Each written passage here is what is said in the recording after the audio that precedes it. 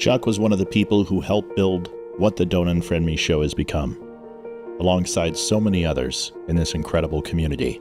His generosity, encouragement, and belief in our mission helped turn an idea into something much bigger. While Chuck may no longer be with us, his impact remains. Every broadcast from this studio stands as a reminder of a man who gave selflessly and made a difference. His legacy will live on through the show and through the countless lives he touched. God bless and keep him. Until Valhalla, my friend. Bigger, better, faster, more. It all started with just a vote. A single choice in a sea of millions. And suddenly, people we loved vanished. Godparents to our children, lifelong friends, all gone with just a click. With a comment, with silence. That's when the seed was planted. Don't Unfriend Me wasn't just a name, it was a plea. A line in the sand, a refusal to let politics tear apart what humanity once held so sacred. We didn't set out to build a movement. We set out to tell the truth, even when it hurt. Long hours, lost sleep, more setbacks than anyone will ever see. There were days it felt like we were shouting into the void, but we kept showing up. Not for clicks, not for clout, but because this matters. We pushed through the doubt, the algorithm throttling, the shadow bans, the isolation, the nights we sat at the mic with empty inboxes and broken spirits. And still, we stayed. We persevered, because we knew there was something here worth fighting for. For years, thousands of hours, laughter, heartache, raw conversations with real people, and now, it all leads to this. One night, one room, one moment. We can agree, we can disagree. You can love me, or you can hate me. Just don't unfriend me. It all starts right now. Do you want the truth? Are you tired of being so confused? You feel like you're more fucked up than the lies on the evening news. Well, just step right in. We can talk about it all as friends. And if you want, we can hug and kiss and make up for the party ends. Agree or disagree, just don't unfriend me. 'Cause I'm everything you want, damn sure what you need. I won't tell no lies, back up on the facts with truth. And if you can't get down with that, you must be somebody's dude.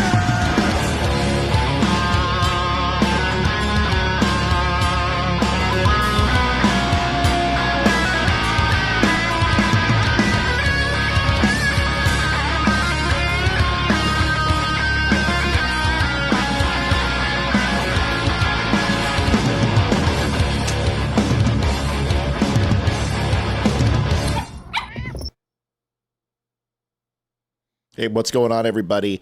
Where I actually get the numbers. This is something that's asked all the time. There's a few sites that I always go to. One of the first is All Sides Balanced. I start there every morning, and I dive into the first 20 articles, and I don't care what it is or what it's about, and I read it. It's something I've always done, and then I go into the thesaurus, and I go into the dictionary, randomly pick a word on a page, and then I read the word.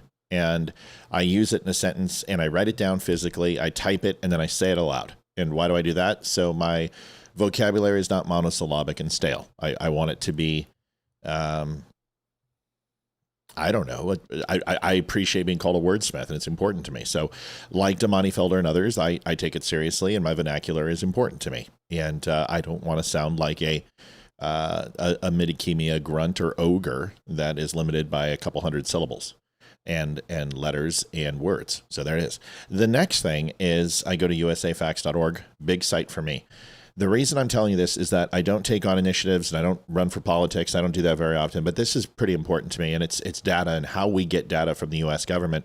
And you might think, well, why is that important? Well, I'll tell you why. The American Tobacco Studies released some data that was the government demanded from them. And that information wasn't released for almost 21 years. And it was talking about carcinogens and heart attacks and heart disease and other things that smoking has contributed to, especially because of the chemicals that they put in these cigarettes.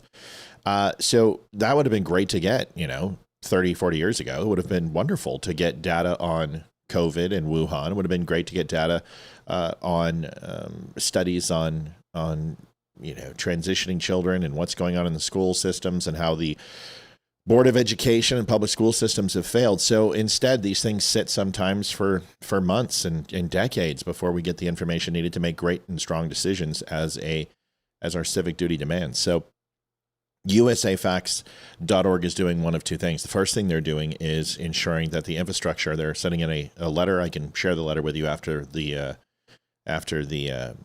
petition goes through, but they're demanding new infrastructure, which is outdated systems to collect information and disseminate information to you and I and everybody and the average Joe and John and Jerry and Jane. And the second thing they're doing is putting restrictions on how long and timetables to collect this information and give it to us. I think this is important. And there's not many pieces of legislation where I think the government should get bigger. In fact, this makes the government smaller because there's more transparent, more investigatory bodies like us and citizen journalists who can use this information to make better decisions. So go to my site, thedumbshow.com/facts. It's important enough where I created my own little page for it. We've got 63 signatures. My goal is now 100. We started off with 20, and you can see this is hugely popular with people. Take a second. It doesn't take a lot. Use your name, put in your email, decide if you want to get newsletters. I would do that. USA Facts is amazing, and they're a wonderful site. You should go there and at least participate in the site. But sign this petition so Congress acts. I would greatly appreciate it. Thanks, everybody, for listening. It just takes a second, and while we're watching Chris Peranto say hello, you can go over there. It literally takes 10 seconds to sign it, put your name on the petition, and then come back and watch the rest of the show. Thanks so much. When you get a sec, check out my buddy Matthew Spear over there at the Dumb Show. Dumbshow.com. Get to see people like yours truly right here. Maybe that's a reason for you to not check it out. But check it out anyway. There's a lot of people better than me on there that a lot better stories. But check them out, dumbshow.com. Matt, take care, buddy. God bless you, everyone. Adjusting transmitter output. This is the Don't Unfriend Me Show with your hosts, Matt, Leroy, Amy, and Olivia. Geopolitics, military analysis, and election coverage. Coming to you live on all major social media channels at The Dumb Show. Honest, direct, unfiltered. We can agree, we can disagree. Just don't unfriend me. What's going on, everybody? Holy moly. A lot of news today. We got a whole bunch to go over. But first, did you see that Tim Brown interview last night? How fun was that? Garrett Saldana will be here on Tuesday. Lisa Regina will be here on Tuesday as well. She's going to talk about her new initiative, and it is pretty amazing, and we'll go into it. Barry Morgenstein on July 24th. On the 28th, John David Gregory will be here.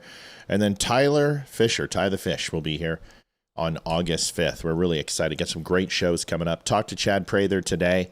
Looks like we're really close on locking down a date and having Chad Prather on. That's going to be awesome. He's a huge voice in this realm, and we're really excited to have him come on. And then I'm going to do what I can to get Conservative Ann on, because this whole thing blowing up with him, I'm gonna break it down for you, and I'll tell you this: if you have to apologize for the things you said, maybe you just shouldn't be saying things. You know what I mean? And I don't think Conservative Ant should be apologizing to anybody. He had an opinion; it was stupid. What he said was completely wrong and ignorant, and then he apologized for it. And he's getting a flat. Listen, you can't please people. I will never apologize to people on a mass basis, one-on-one maybe, but never on a mass basis. I just won't do it unless I'm wrong. We'll be going over all of this, not just me, myself, and I. Let me change the camera. Let's get the donations up on the board. Last night scared the living hell out of me. Can I tell you something? Because we went till like 9 o'clock and we had 0 donations, 0, zilch. And I was like, oh my gosh, I can't believe, like, that's not, that's the last thing. As a content creator, that's the last thing you want, because you're like, listen, we put a good show on. It was Tim Brown. It was a good show. It was a fun show. And you don't want to feel like that. So do me a favor, as I'm solo tonight, I can't see the donations. Please don't do that to me again. Don't do that. It scared me. I want to thank the people who came through. Brian Ellis with a massive $300 donation, and plenty of other people came through at the end of the night. But let's not do that again. That's not fun. That makes Dr. Banner angry. You won't like me when I'm angry. Patricia says, I love Ant. I don't. I think I don't. I like conservative Ant, in my opinion. What does he do? I mean, truly, his takes are flamboyant and intense, and he sips his coffee and he's got his cliches and his niche, and that's fine, you know. And I wish all it took was being a flamboyant gay guy to be successful, because I would probably consider it, you know. I'm willing to learn. But he's very good at delivering his style, and he's fun to watch. I'm not going to lie. I watch his clips all the time. But what has he done for the conservative movement? What is he providing for you besides an entertainment platform, and then running ads all the time for his products? I think he's lost his way a little bit, and I think this is going to bring him back to where he was before, which is more impactful, taking on tougher issues, speaking out, and using his platform to educate. And I think that's important. We'll cover what he said. And you know, and I'm not going to be like everybody else and browbeat the guy. I actually want to throw him a lifeline and just say, dude, stop apologizing to these people. The Candace followers are going to automatically try to, you know, bring you into the fold. And the people who are the Charlie Kirk loyalists who don't want to hear anything about Israel or anything negative about anybody else, except for the people who they love in their vacuum, are gonna, you know, try to repudiate and push you out. And it's gonna come down to, I hate to say it, but people are going to get really nasty, and then your homosexuality is going to be used against you. And I'm sure he's used to that, you know. But they're vile. They'll threaten your life. They'll threaten your family. They'll threaten anyone you associate with. They'll tell you to kill yourself. I mean, bad shit's coming, and you need to stop. Because the more you feed into this, and the more that you know, propagate this platform to become a soundboard for your frustration about the people who listen to you, you're never going to escape that, man. I've had that fight, and I certainly haven't had that fight at the scale that he has. But I've got a group of people who dedicate their entire existence to hating me, and I couldn't care less. I just don't give a shit. And if it was 100 people, if it was 1,000 people, it was 10,000 people, it was 100,000 people, I still wouldn't care. And honestly, it took people like Mel and a lot of you to help me just not worry about that type of stuff. People are going to accuse you of things. People are going to make up stories about you. People are going to release your bank records so you consider a friend. And you just basically say, okay, and move on. So I really wish he would stop. You know, and he's we'll talk about it. All right. So we got a lot to talk about. We got Charlie Kirk trial to talk about. We've got quite a few people coming on right now, which is good. Donations are up, folks. They're ready to go. Let's just get started. Olivia is off. She's on the comm. If somebody sees TV green, Tammy, please let me know. I called Tammy today. She's probably like, holy crap, Matt called. I want to talk to her. We need an intern. So I'm going to open it up to people here. If you've seen what TV Green has done on Rumble, she has been absolutely incredible. She's been rating other channels. She's been relinking our stuff. Excuse me, a little bit under the weather. She, when we talk about something, whether it's a promotion or a product, she immediately grabs the link and forwards it out. She's incredible, and she's doing great work. And it got me thinking, we need an intern. And she came to mind. But I'm going to open up to anybody. If anybody's interested, and maybe not even an intern position, but somebody who would be responsible for getting in the channels, relinking, maybe occasionally cutting a clip from the live show that they think is important and reposting. And there'll be some monetary value in that as well. So it's time for us to do that. And it's time for us to start to grow, and we're going to need it. So she came to mind as somebody who would be amazing for it. And she hasn't called back. So either we scared her away or whatever. But if somebody's interested, let us know. Or anybody. And it's not just one person. If multiple people are interested, let us know. So my first reaction was there are probably 25 people who might want to do it, but I don't know what people's interests are.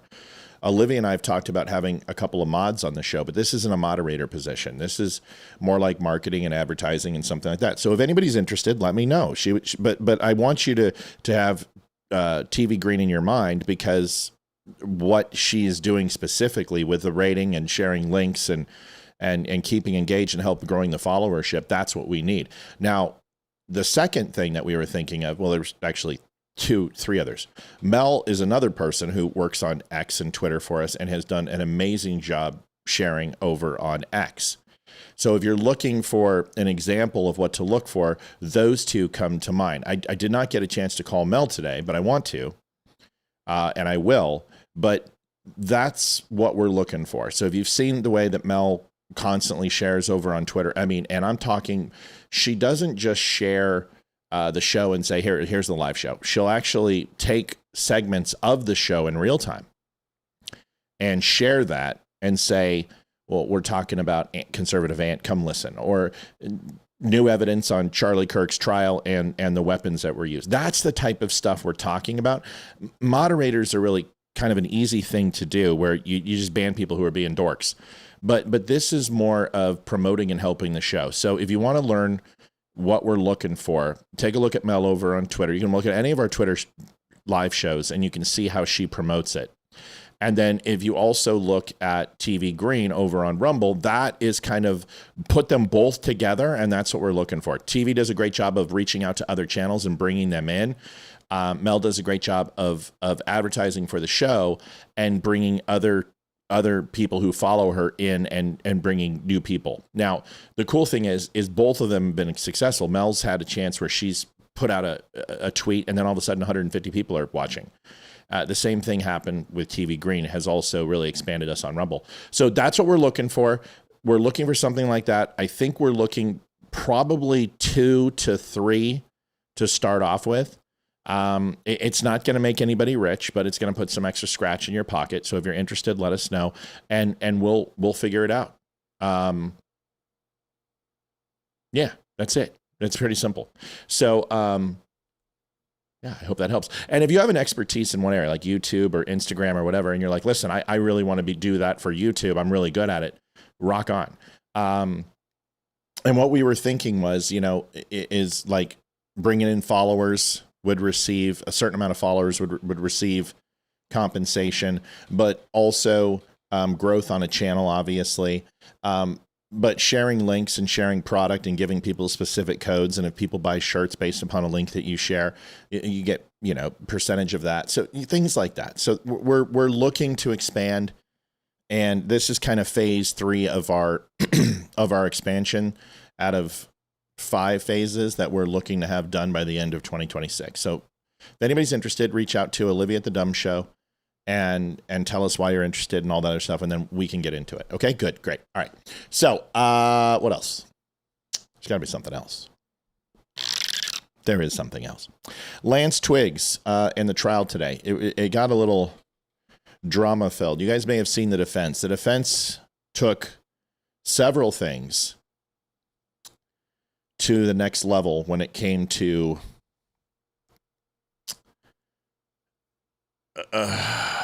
trying to slow the case down even more. It's almost been a year.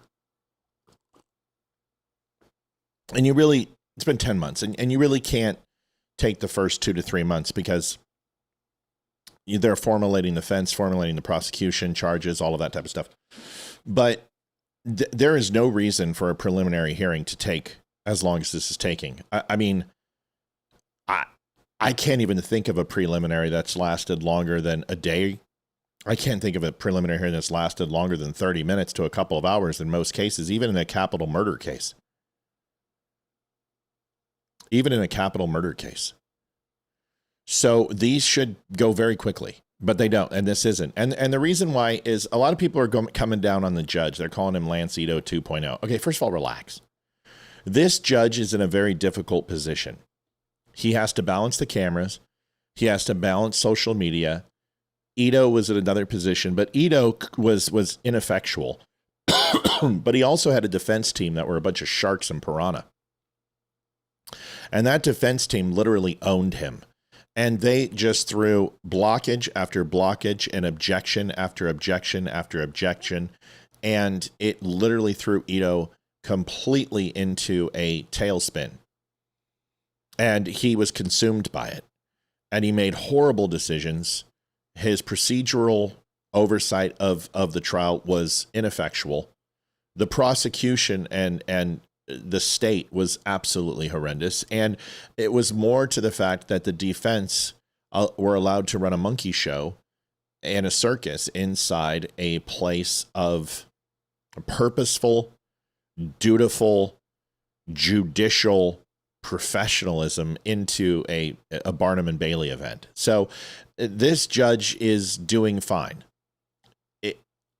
I think he should, at this point, move it forward to trial. There is plenty of evidence. The preponderance of evidence is unbelievably rich and, in my opinion, insurmountable against Tyler Robinson. And I don't think there's any other reason to wait except for he does not want to have a procedural mistrial or an appeal that gets overturned and his decisions are overturned and brought into question, which creates a mistrial or gets overturned by appeal. And there's a double-edged sword with that. The first side is great, being procedurally strict and rigid are really good things. But the longer you let this go, the more opportunity pre-trial that you have for a motion to be made for a continuance or a mistrial or some sort of other nefarious defensive stalwart that slows this down. So the defense is going to continue to do this, and the judge at some point just has to say, and today he kind of got to that point. He's like, listen, thank you so much. I appreciate we're listening to this, and did it. But the defense is trying to muddy the waters. And I really got frustrated this morning when I was watching it with Hayden, and we're sitting there, and they're doing this, and they're making these procedural arguments about playing the video and literally blacking it out because they don't want it shown on the internet. And the judge listens to this and listens to this. And I'm like, listen, the Supreme Court already decided on this 2 weeks ago. They took it to the Utah Supreme Court. Utah Supreme Court struck them down. The judge has already decided to allow cameras in the courtroom, and that should be all encompassing, minus a testimony of a minor or some sort of physical evidence that would unfortunately splash onto an innocent person, whatever, you know? So that's where the judge should have just said, no, we're not listening to this again. But he didn't, and he entertained it, and he listened to their arguments, and he decided no, and then played it anyway. But my point is right after that, he's like, okay, now we're going to take a break. And I'm like, oh my God, would you, like, there are people who are watching this, and even though this isn't the trial and this is the preliminary, you're going to hear in these videos, a lot of the defense is like, we don't know anything to the people. Yes, you do. This is not Utah against Tyler Robinson. This isn't the Charlie Kirk or TPUSA Foundation Corporation against Tyler Robinson. This isn't the Department of Justice. This is the United States of America versus Tyler Robinson. This is every conservative and Christian who followed and listened to Charlie, everyone who purchased a shirt, everyone who traveled to one of his speaking engagements, anyone who bought his book, anyone who got to see a bullet rip him apart and kill him and sever his spine and rip through his aorta and destroy him and take him away from his family. This is our trial.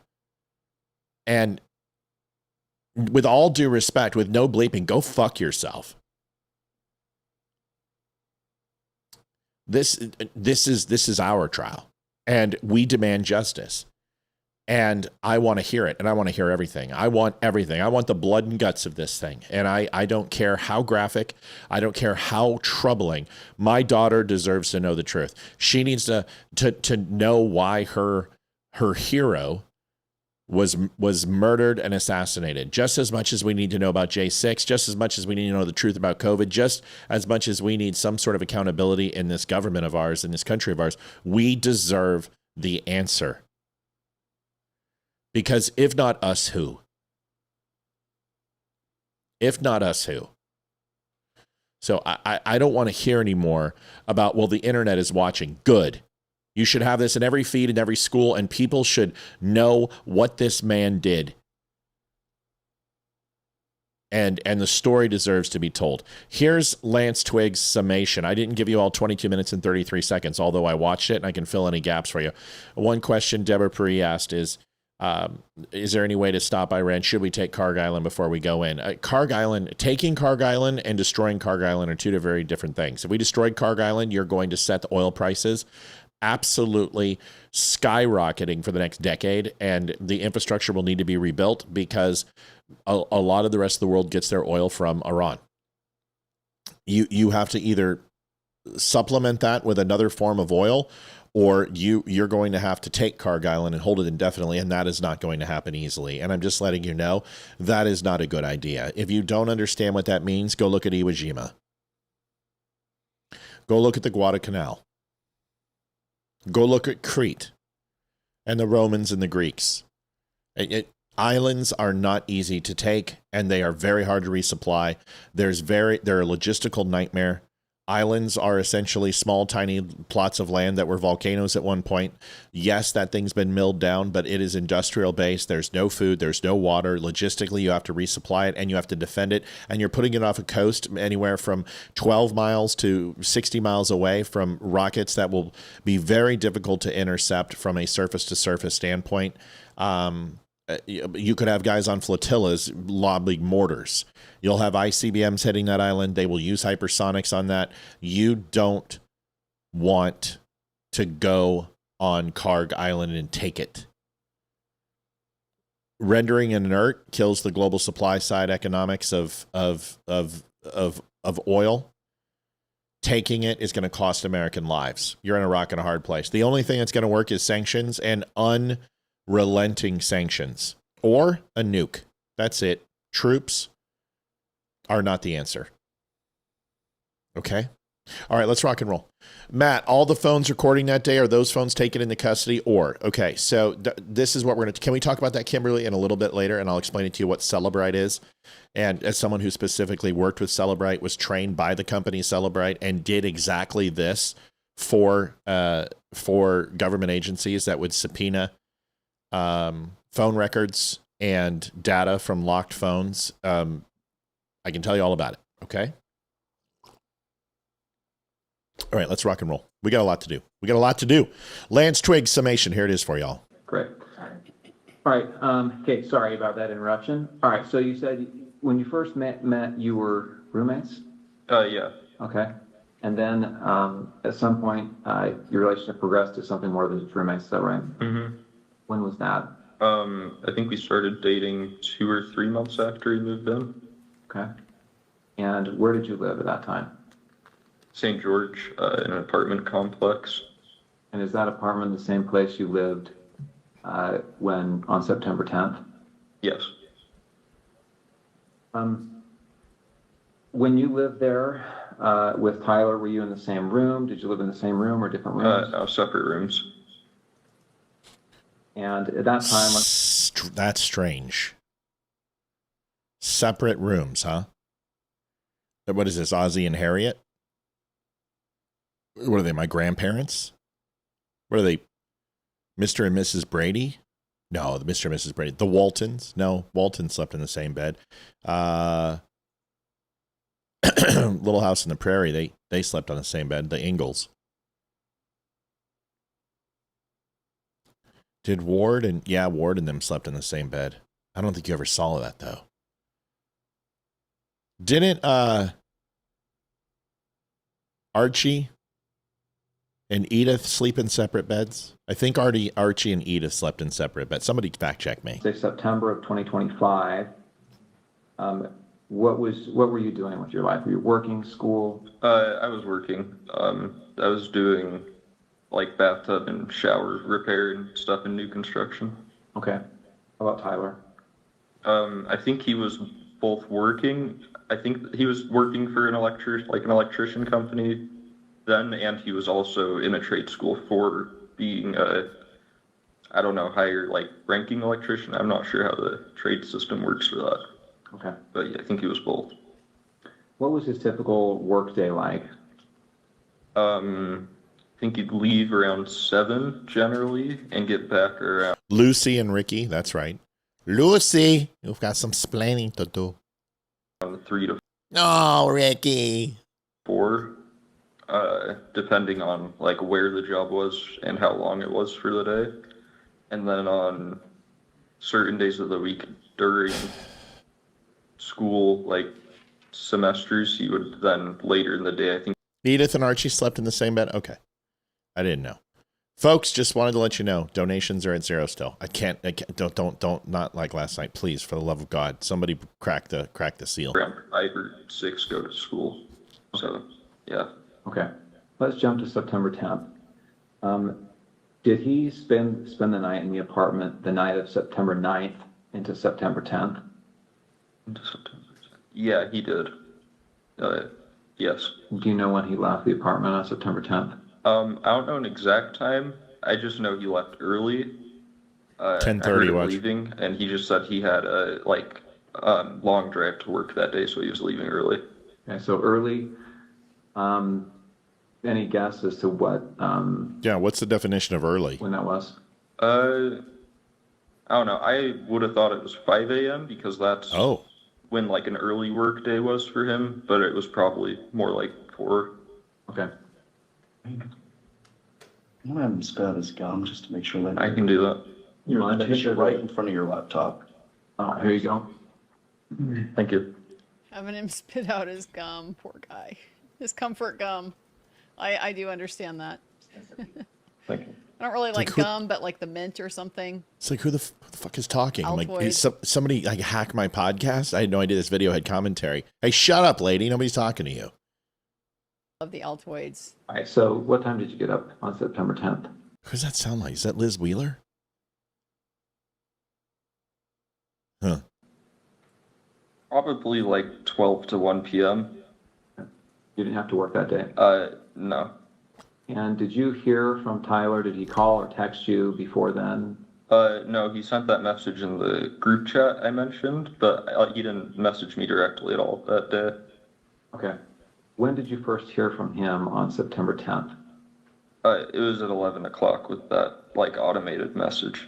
Okay, 11 p.m. Yeah.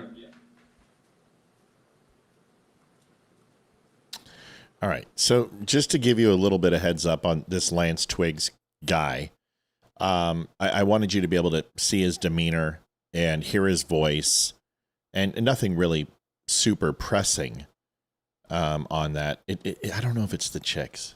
I don't know, but it's an interesting thing to kind of see somebody and how they're processing. But here are the texts that Lance sent to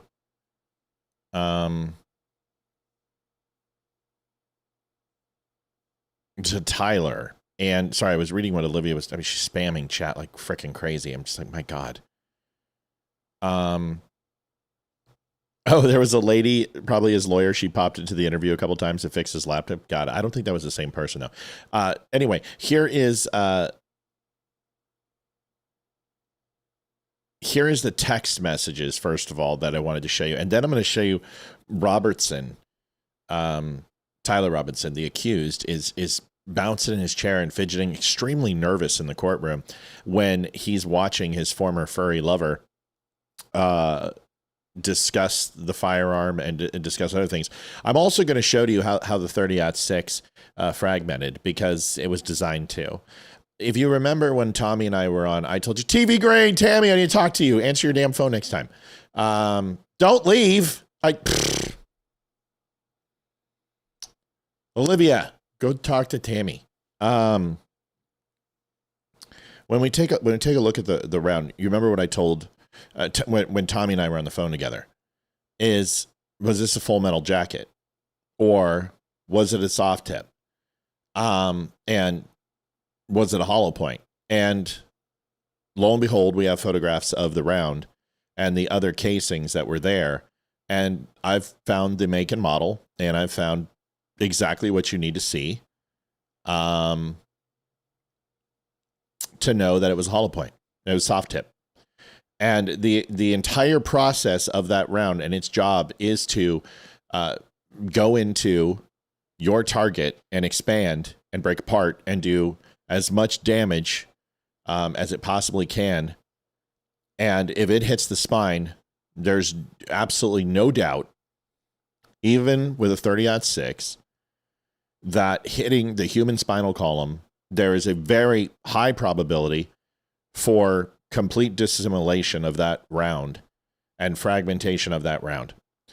This has been a horrible day for Candace Owens and the spooktacular retards.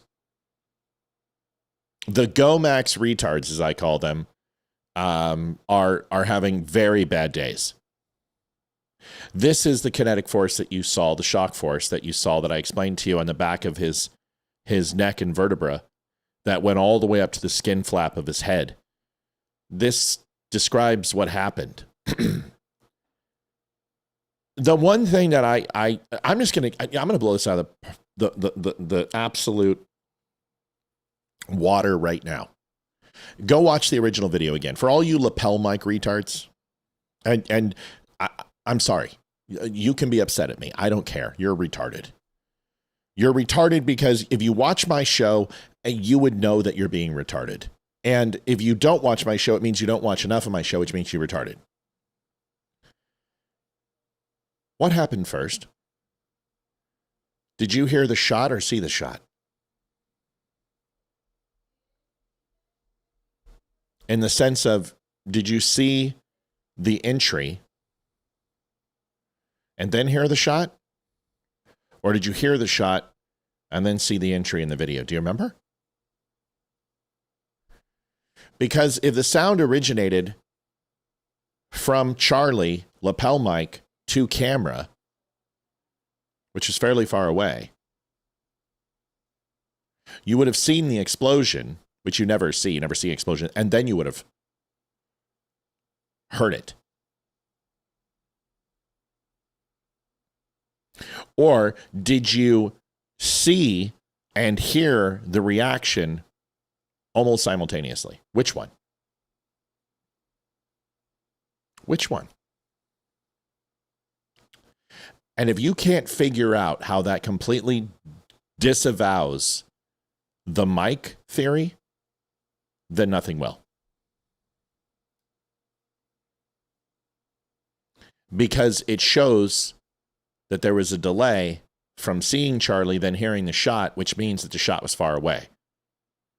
And if it happened right where Charlie was standing, right here, they would have happened exactly at the same moment, but there wasn't. There was a delay, which means it was a slight delay of the 200 yards. And anybody who's kicked a soccer ball really, really hard and been long way away and watched that, you see the ball go up, then you hear boom.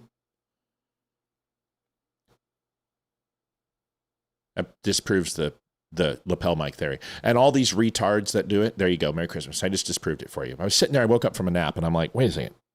I got a question. I'm going to watch that video again. I don't want to see it, but I'm going to watch it. And I want to hear the sound profile. I want to hear the report. And anybody who understands anything about firearms can tell you that there is a very drastic difference between a slow, fast ripping explosive or a high-speed ripping explosive like Semtex or TNT or Anfro, which are completely all three different sound profiles and sound use distinctly different. The same thing between a rifle and an explosion. So I'll let you know I watched it, and there is an audible delay. And if there's an audible delay, that disproves the lapel mic theory. That's it, folks. It's not hard to figure out. Matt, how do you know that? How do you understand? Well, because I know what a high velocity round travels at the speed that it travels at, especially a 308 coming out of that rifle, versus the speed of sound. And they are uniquely, vastly different. That's how I know. Okay? Andrea Beal Oh, I don't know why the donation window isn't up. Hold on.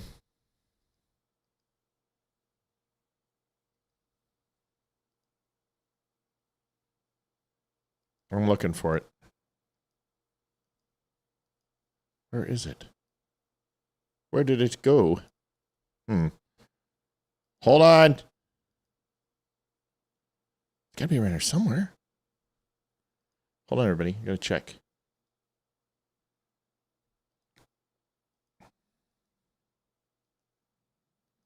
Ah, there it is. I just saw it. It's right. Come on. Get there. Move. Oh, come on. It was right there.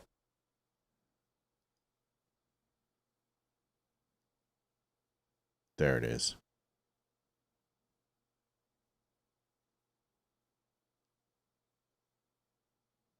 Come on, baby. Expand. Oh, there it is. Found it. Sorry. It was behind a window, behind the guy. Okay. Now, I should be able to take this. Bring that to the front. All right, try it now. Andrea Beal donated $5. Thank you, Andrea. So, Jim, I don't know what that means. Facebook won't let me watch you. What does that mean? What does that mean? All right, let's rock and roll. Let's watch this. Here are the texts. Along. Okay. And Tyler says, I'm still okay, my love, but I'm stuck in Orem for a little while longer yet.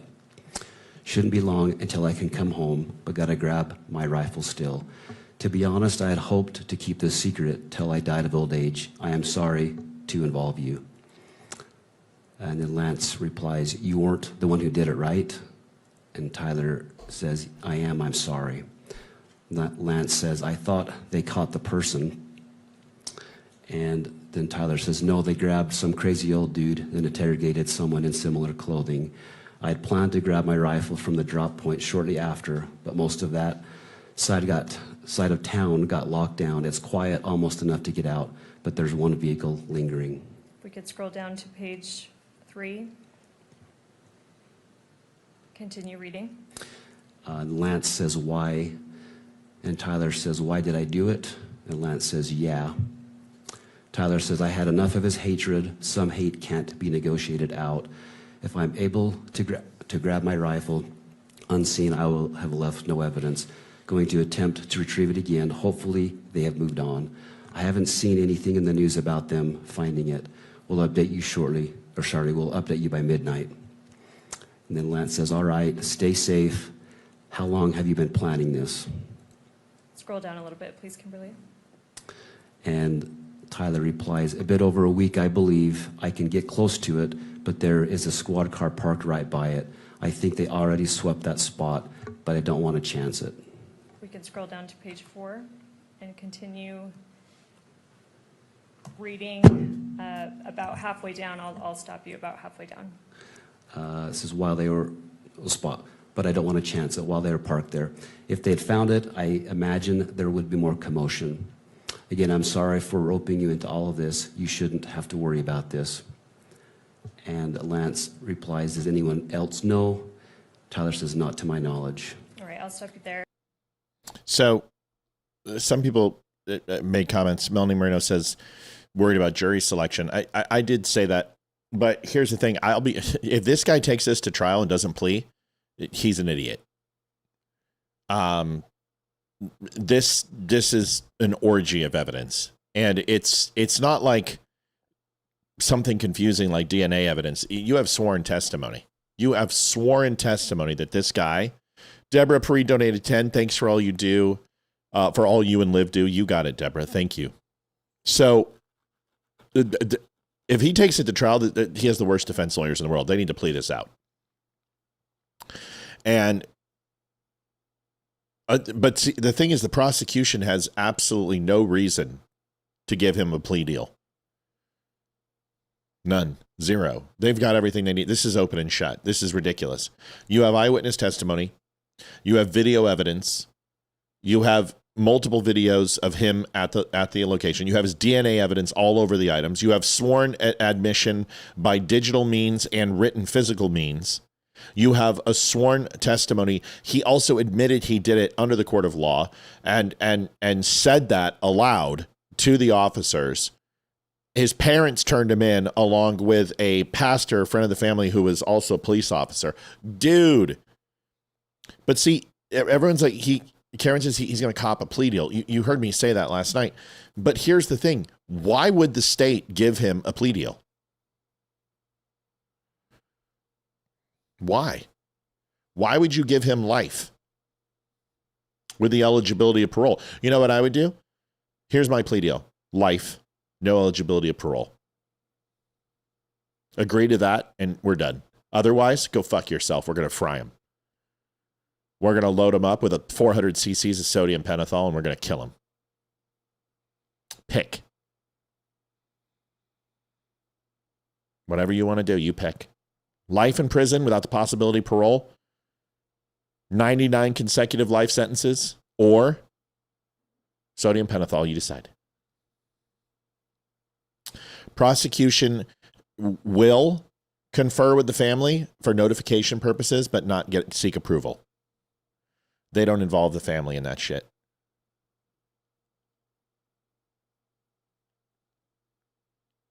Victims' rights require it. They do not have to offer a plea. That's not true, Melanie. They don't have to accept a plea deal in any way, shape, or form. Victims' rights are not.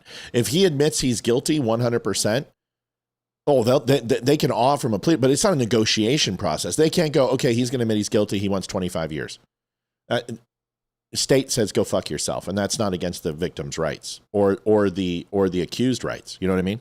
Oh, I see what you're saying. Victims' rights require it. I see what you're saying. Sorry, I jumped to conclusions. I apologize. Yeah, they have to talk to the family. They don't have to. The family doesn't get to direct what happens. The family can ask for clemency or leniency. They can espouse those things, but they can't demand anything. They have rights. They'll be notified. they'll be counseled. I guess counseled would be correct. And the state will take their request under consideration, but in no way, shape, or form do they dictate what or what does not. So, like, if they go and say, listen, we're going to give him life without the possibility of parole, Eric or Kirk can't say, no, you can't do that. She can say it, but it's not going to make a difference. You're right, Melanie. Yes, I got you. Yep. So you life without parole, without the possibility of parole. You put him in a supermax prison. No Shangri-La Club Med. You put him in solitary confinement 23 hours a day. Supermax prison, 23 hours a day, 1 hour of yard time a day, and life in prison without parole. That's it. And honestly, he'll probably kill himself. So problem solved.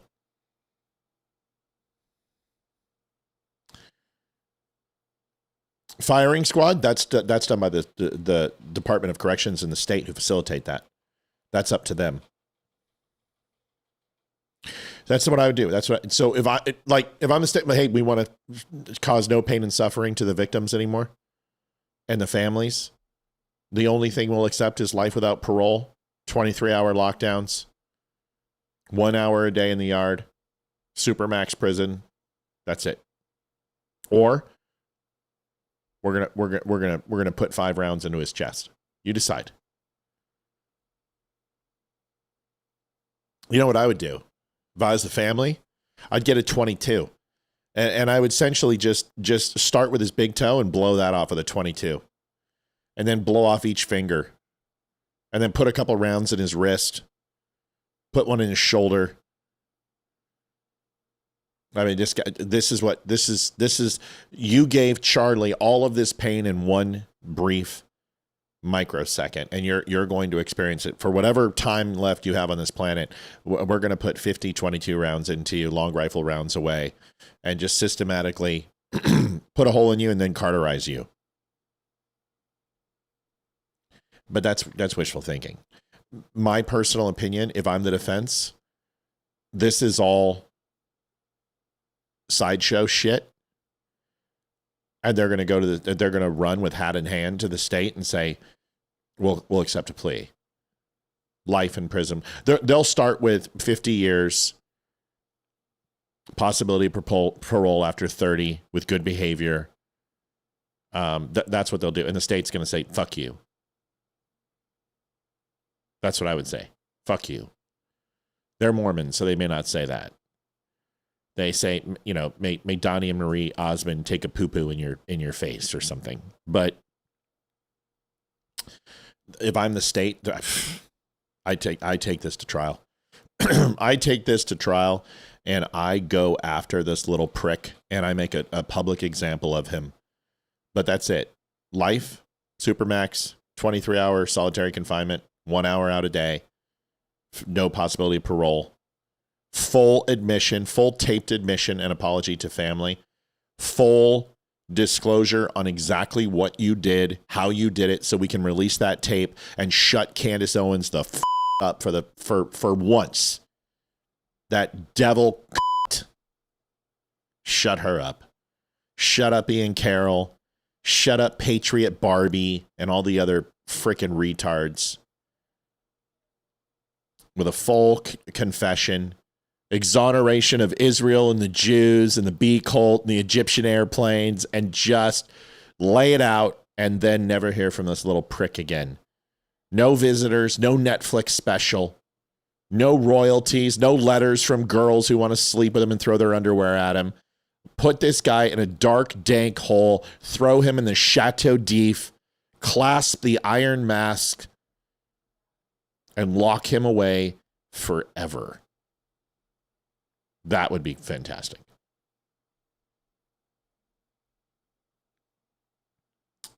So there's the text. So what does Candace do? Scamdis Owens. Oh.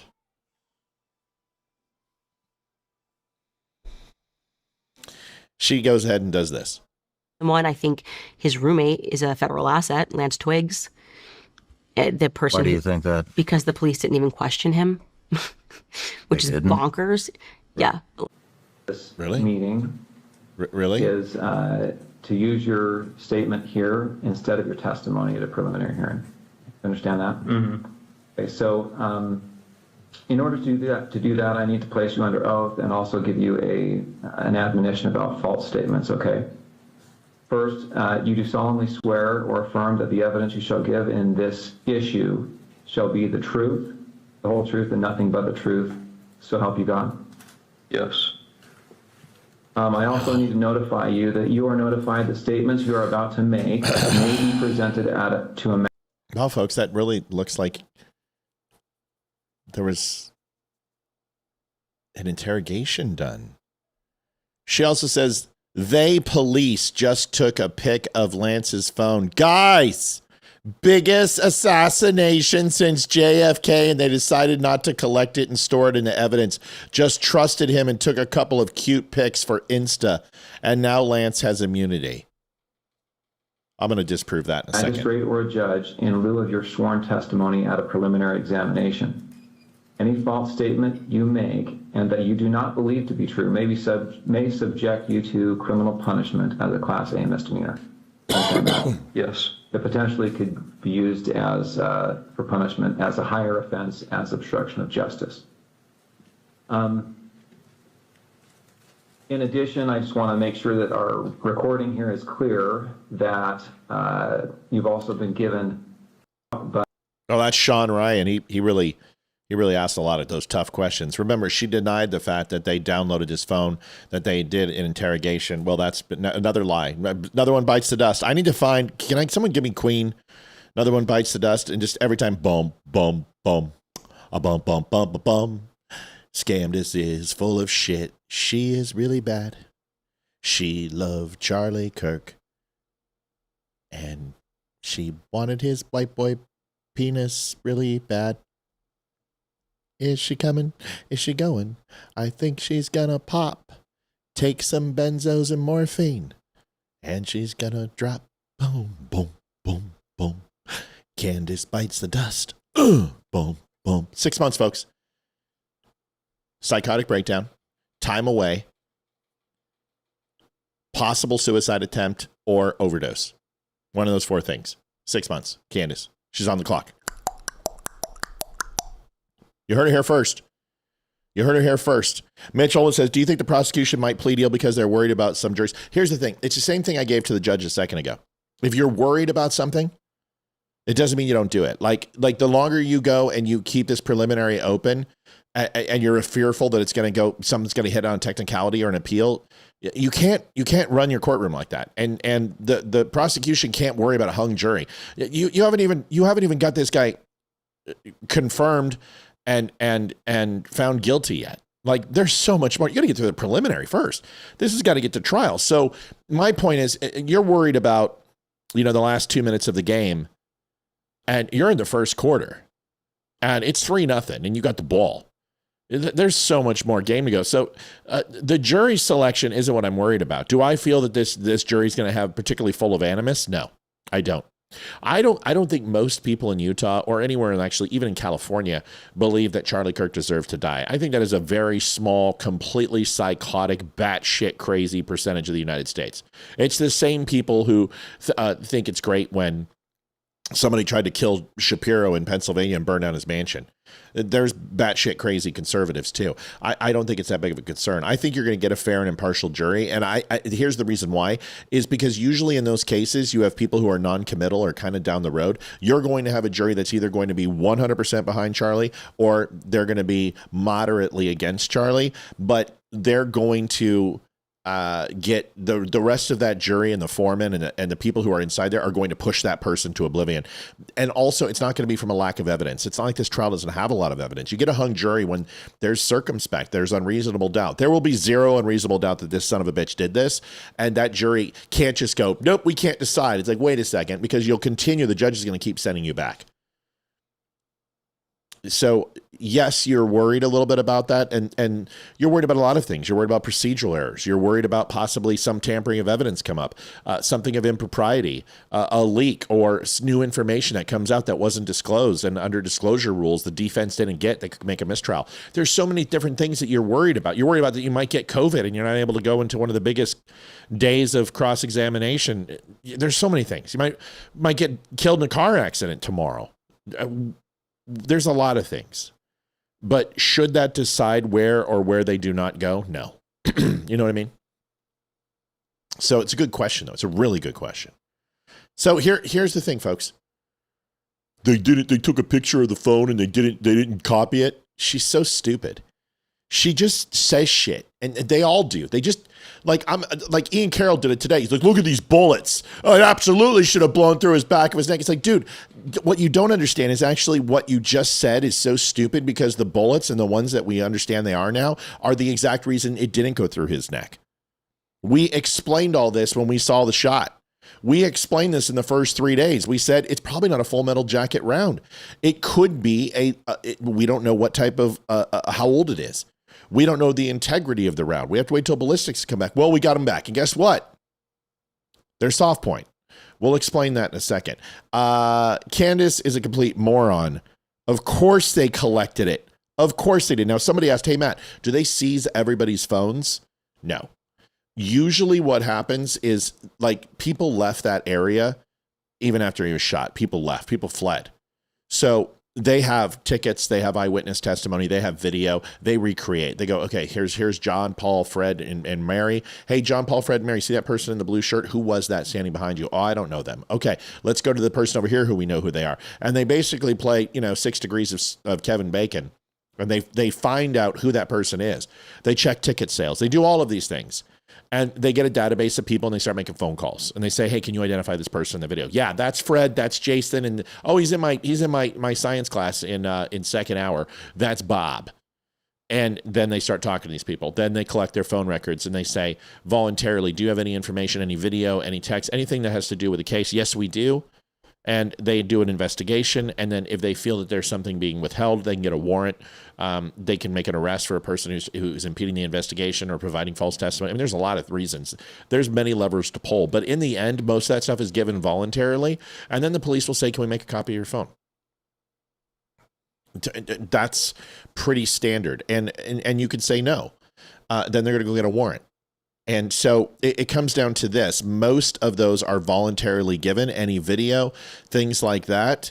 If you were at the Charlie Kirk event, here it is, where the blah, blah, blah, UVU Police Department, you can send this to blah, blah, blah, and then you get that information. And then that's collected. And then if they need anything further, like geocache data or any type of photos that might have been deleted, or possibly what your information on your phone gave to the towers in coordination with other phones in that proximity and area also can be used, they'll have to get a warrant for that.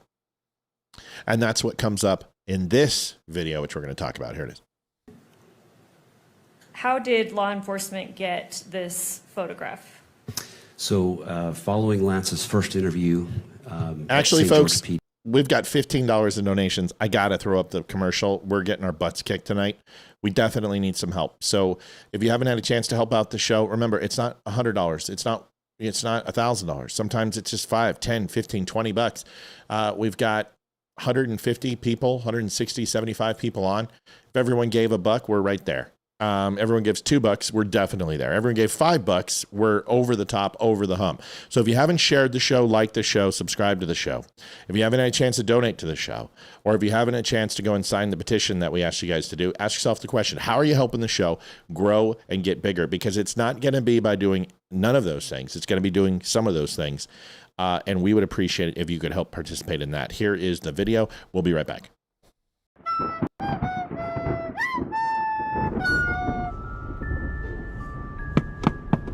What the hell is that? It's a boy on a broom? Well, don't open the window.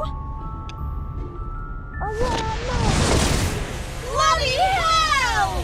Muggles, I'm sorry for using magic outside of Hogwarts, but I'm in dire need. Have any of you Muggles seen my golden ball? Did you just say he's looking for his gold balls? I think he said golden ball.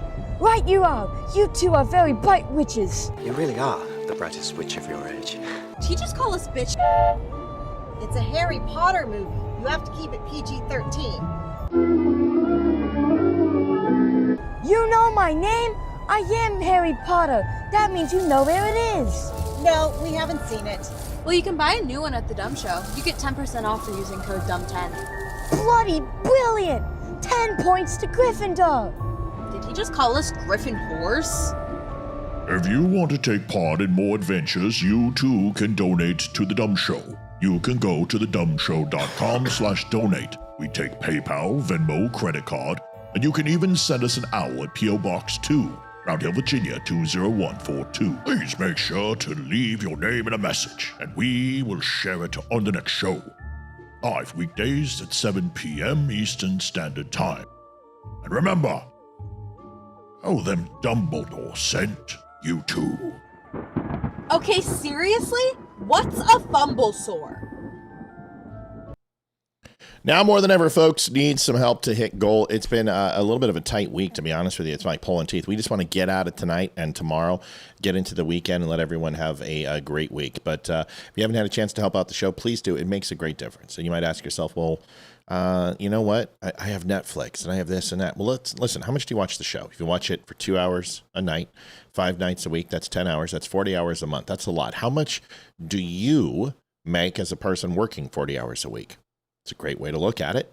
Also look at how much do you spend on Netflix? You spend $20 on Netflix? How much do you watch it? Maybe 2 hours, 8 hours, 10 hours a month? Is that more than the show? Is the show worth more or less than that? So if you find yourself in a position where you can, put your oxygen on first. We're not asking you to give money if you can't help out the show. Don't do that. Take care of yourself first. But if you're in a position and you're like, hey, you know what? $20, yeah, I can do that. That helps. That makes a difference.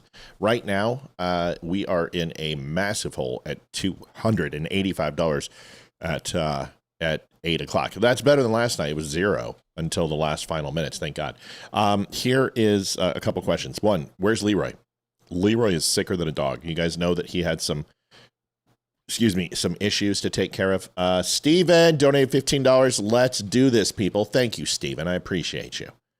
Seismazak. I think it's Seismazak. Gosh darn it. I'll get that one day. Simic Zach. Whatever. I can say Mr. Mix-It-Plixik, but I can't say that. Moving on. Appreciate your help. $30. Thank you very, very much. $15, but now we're at $30. Leroy is just sick as a dog. He got horrible COVID, and then we know what happened with his kidneys. He's recovering, and I have told him just to wave off and get rest. Amy is also, listen, folks, the show's been on 6.5 years. 6 years. Leroy is a staple of the show and isn't going anywhere. Amy is, I don't know if Amy's going to still continue the show lately. She's just so busy. She's got so much. We grow. We have families, all of those things. I don't know where we're at. 2625, any little bit helps. Thank you, Mel Lowe. We love you. And I'm going to give Amy all the time she needs. But to be completely honest, in this last 6-7 months, I think she's been on the show maybe 4 or 5 times. So things change. Am I announcing something? No, but I'm going to give her all the space she needs. And when she's ready to come back on the show, and she will. And that's it. So don't worry about that. Leroy is still here. Olivia and I are still here. We have plenty of guests coming on. Honestly, a lot of the times it's a lot easier when it's just one of us or 2 of us. And it makes it really hard to do a show when we've got this many guests. And honestly, we're booked out till past September. So we're going to need more nights to dedicate to guests. And it's really hard to do it with 3 or 4 people. So we'll see where we're at. But Leroy is not going anywhere. And neither is Amy, as far as I'm concerned, until I hear something different. But I also want to be transparent. You guys have seen that she has been really super busy. Anonymous donated 25. Grocery money better spent here. Y'all are saving me from cookies. Oh, come on. We don't want your grocery money. That's not listen, we don't want your blood money, folks. That's not what we're saying. You do this every time. You're just triggering me. You're trying to troll me. I know you are, and I love you for it. The next question was, who was the guy that jumped on the table and snatched the SD card out of the camera and handed it off to another guy who disappeared in the crowd? Well, that sounds very nefarious, Brian, and none of those things happened. He was a staffer for TPUSA. Andrew Clovet answered this. He went after he saw the shot and saw what happened. He knew 100% that was something that was going to be very, very important to the investigation. He went up there, stood up, took it. He didn't disappear in the crowd. He kept it and he turned it into authorities like he was supposed to. Andrew Clovet answered that question. So the way you phrased it as snatched and then ran into the crowd and handed it to another guy, none of those things happened. And he didn't disappear either. He works for TPUSA. I would have done the same thing as a media guy or someone who has a phone. Christine Clark donated $2. Sorry, this is all I have to my name. Christy, okay, all right, everybody listen to me. First of all, thank you. You don't need to give if it's all you have. We're not looking for that.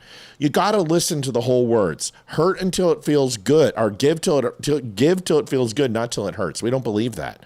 If you're sitting there with $2 to your name, Christine, I'm going to refund that. In fact, I'm going to lend you some money. How much do you need? How can I help you? You guys, please. This is not designed to hurt you. This isn't designed to take your last dollar and give it to me. I'm not standing on a street corner. We're running a show here. And there's shows out there that make hundreds of thousands of dollars an episode, millions of dollars an episode. We're not that. We rely on donations. So I can't thank you enough, but please don't give us your food money. Don't give us your last $2. In fact, I feel like we should refund those, Olivia. So if you would not mind refunding Christine Clark's money and Anonymous's 25, that I would appreciate that. So let's do that and refund that, and we'll call that good.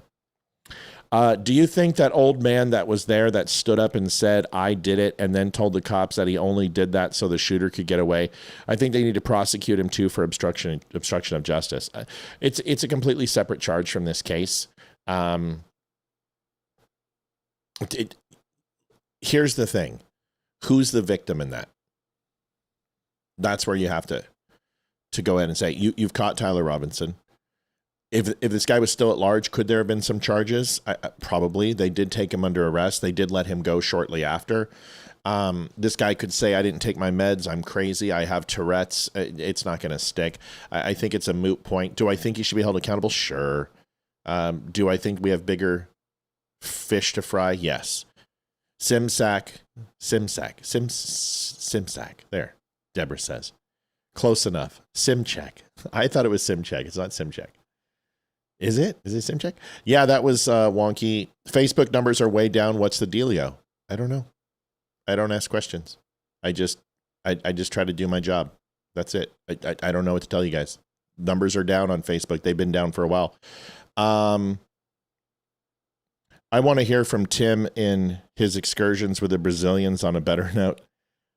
Please keep it. I'm okay. Okay, I just want to make sure. I don't want to take people's last $2. I want to take people. I mean, come on, guys. I mean, you're talking about feeling like shit.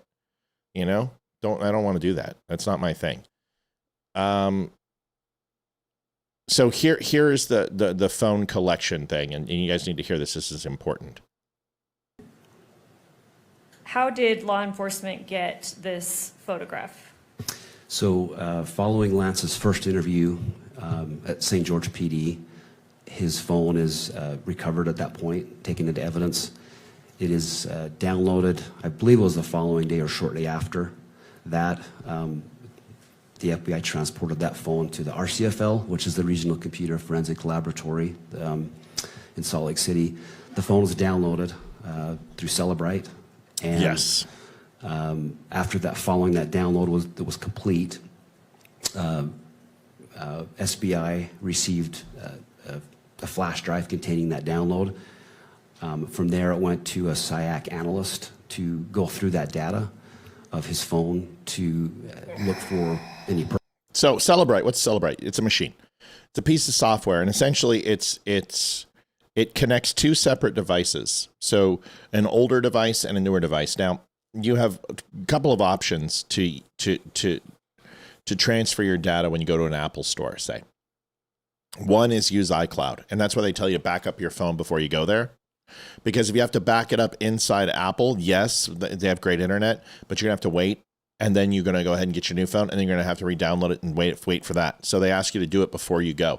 Anonymous donated $10. Let's go, Dumb Nation. We can do this. Thank you so much. 9325. Thank you, Anonymous. I know who you are.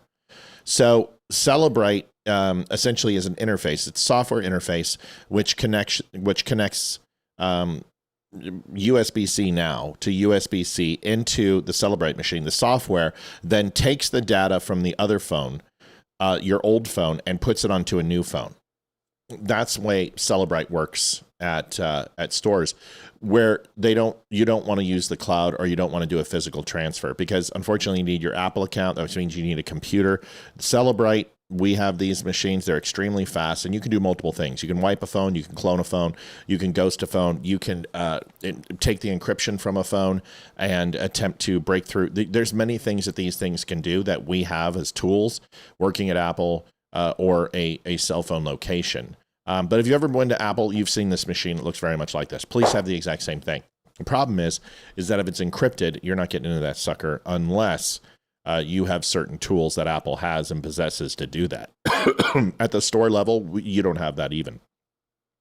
So a Celebrite machine, what they have, the police have it. They hook up the phone to it. They get another phone or a storage device or a computer that can transfer and harbor that data that's on that phone. And then that software specifically goes into a software program. Some of them I can't talk about. Other ones are fairly simple. The S system works very, very well.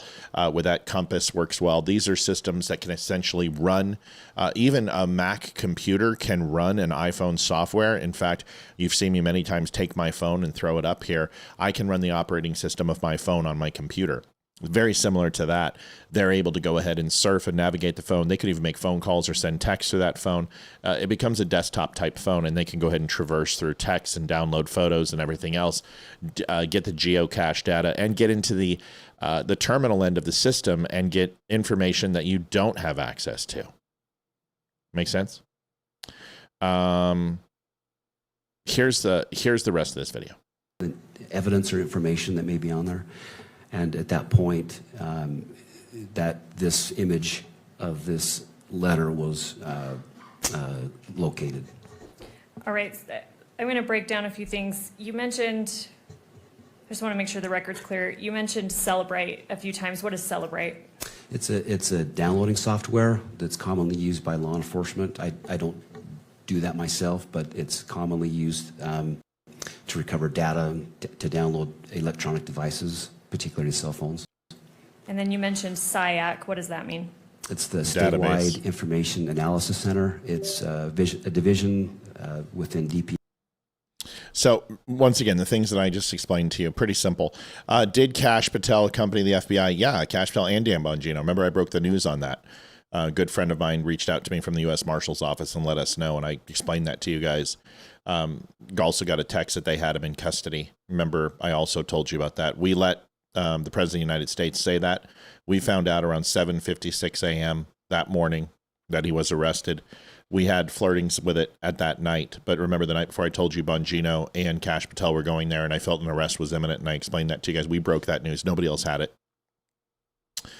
Nobody. It was nowhere. And then 7:56 a.m. in the morning, I showed you the text, and it says, we got him. And U.S. Marshals were responsible for the arrest, and they notified me at 7:56. I didn't say anything until President Trump came on and talked about it, and they announced it. It wasn't my story to tell. But you guys remember, immediately, once those cameras started rolling and they broke in and told everybody, I posted it that he was arrested. So just to, yes, maybe it's a humble brag. Okay, Brian, I'm not gonna answer questions that aren't accurate. I've already answered your question. What are you talking about? Who were the two guys who stole this? Nobody stole a SD card. I don't know what you're talking about. Here's Robertson and being nervous. Fox reported on this and him squirming in his seat and moving back and forth. He's been pretty flappid and doing nothing. He's been just stoic throughout this court case, showing no emotion. He did not like seeing his furry boyfriend talk about him. Here it is. Trace, just more details coming from inside the courtroom from our digital reporter. When they got to the point discussing the rifle that was used, Tyler Robinson was squirming, apparently uncomfortable, swinging in his chair, scratching his nose. He looked uncomfortable with the texts that were being discussed. Also, Erica Kirk was looking down, leaning forward, not looking at the screen showing those texts. Our reporter also said Erica was audibly crying throughout the proceeding today. When they got to the part about Lance was, when he was asking Tyler about the rifle and for hunting, the very graphic detail about the nature of the gun that Robinson said did well in the killing. That is when Tyler Robinson's mom started crying and wiping her eyes. Charlie Kirk's mother had her hand on Erica's upper arm and shoulder, and they were both tearful today. After showing the Discord chat logs, the prosecution also put the note from Tyler Robinson on the screen. That's the handwritten note that's been discussed that Tyler Robinson left for his lover. Our reporter inside of the courtroom says it was a very lengthy, full-page handwritten note, Trace. Yeah, Matt Fenn, back to you. So I got a picture of the note. You guys may have seen it too. We've already seen it. They released a lot of that. Remember, Candace had a leak. We all know who the leak was. You guys can remember a particular person who was let go from the Trump administration. We know who was leaking information, but that person should be on trial as well for leaking sensitive information that was not theirs to leak. But Candace has a ton of that information that was leaked. We got it months ago. Remember, she said it was fake. Well, obviously not. It's on his phone. I don't know what else you want. I mean, but of course, if everything's fake in your eyes and nothing is provable, then you shouldn't believe the conspiracies either. You know what I mean? Where was Charlie's main security? There? What do you mean, where were they? Like, is it from a metaphysical sense? Like, where were they in their headspace, or where were they physically? They were all around him. You saw them. It's kind of hard to stop a bullet you don't know is coming. So, but I don't know what you're talking about with the SD card. I don't know what you're talking about. I don't. How about this? Just speak plainly. What are you trying to say? You think that this is a conspiracy? You just have questions. And listen, my thoughts are there's two types of people. There's people who ask questions to learn, and there's people who ask questions to make a statement and won't say it. So I don't think this is a learning thing with you, Brian. You're a real smart guy. So I've seen you on my show before. So just what are you saying? What are you trying to say? Here is the rifle recovered. We also had these photographs too, and we identified this as a Mauser. You remember Tommy was on about this. We all talked about this. Here it is. Was anything of evidentiary value found in the wooded area? Yes, in the wooded area, a rifle that was wrapped in a dark colored towel was found there.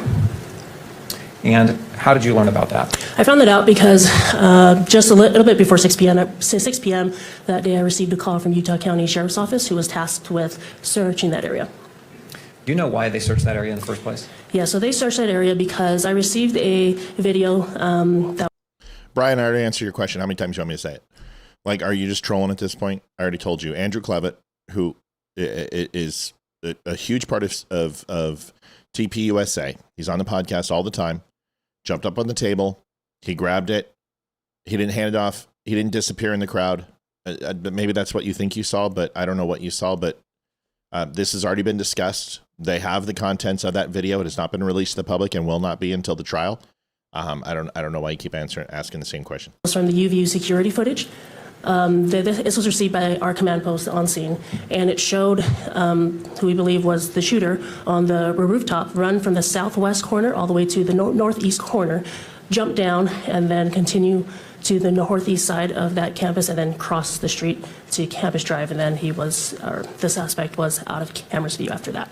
Okay, so he ran basically toward and into that wooded area. Yes. Right. What were you told from the sheriff's office? I was told that they found a gun, and from there I asked them to hold the scene, and that myself and FBI ERT team, the lead, Special Agent Kamak, would be en route. Okay. FBI ERT, FBI Evidence Response Team, right? Yes. All right. Did you go to that area? Yes, I did. Did you observe the weapon? Yes. Will you describe what you saw? Yeah, what I saw was a rifle that was, or at the time before even having removed it, we found, or in the bushes, we found all you could really see was just a dark towel there. So pictures were taken of that, and then eventually the gun or the towel was removed. And then once we removed the towel from the bushes is when we uncovered that the towel was actually used to wrap the gun in. Plaintiff's Exhibit 10. Will you describe what we're looking at here? Yes, what we are looking at here is actually the bushes where the dark colored towel. So, of course it's being blown up again. So I want to give you guys another information. This is something I debunked. It's actually got quite a few likes on it, and everybody see. Let me change this video so it plays right where we stop.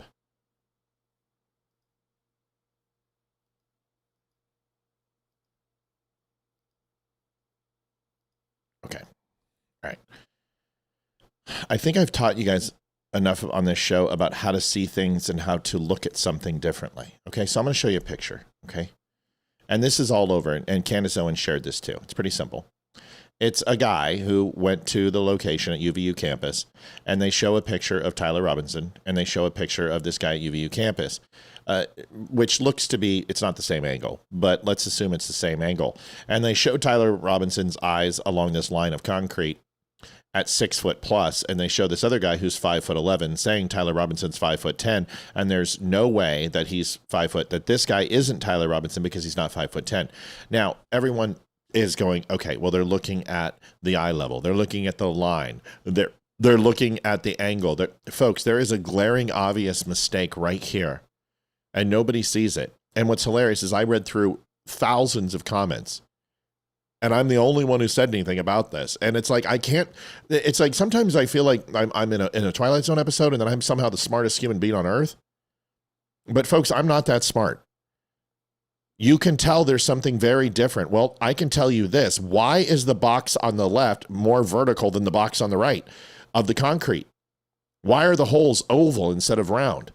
Why is Tyler Robinson literally look like an anorexic African? Why are the corners more narrow and shorter? Well, because the image is stretched.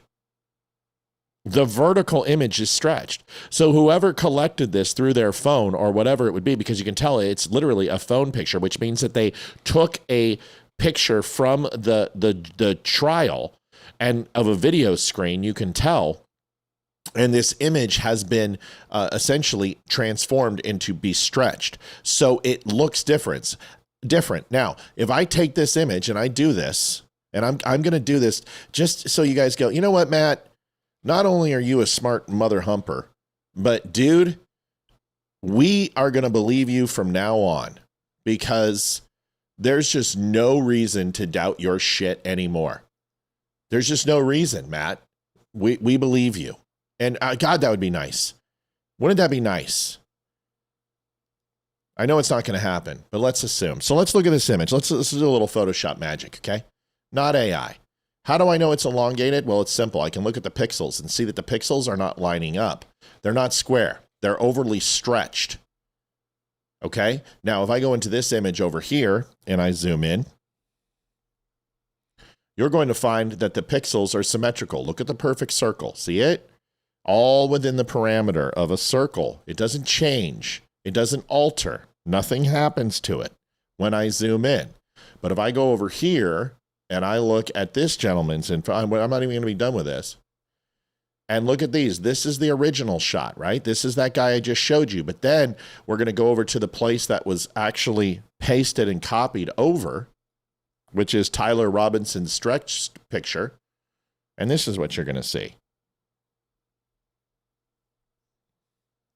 Look at these circles. God bless America. Wow, they're elliptical. Why? Well, because the photo's stretched to make him look taller than he actually is. Donation, Suzanne McGoran, $10. Thank you, Suzanne. Thanks for keeping us alive. Without you, we wouldn't be able to do it. So the question is, well, geez, Matt, what happens if we put this image back in its original function? Let's assume that it's the right image, the right depth, everything's correct, but what you say is true, Matt, and that this image is the problem. Okay, so what do we have to do? Well, we have a couple points of reference. The first point of references we have is right here. Let's go ahead and take the opacity down. And let's go ahead up and line up those lines of that building. See how I'm doing that? Okay, now I've got a basic idea. So what happens if I do that, line it up, and then I say, okay, well, now I need to shrink it to the correct proportion.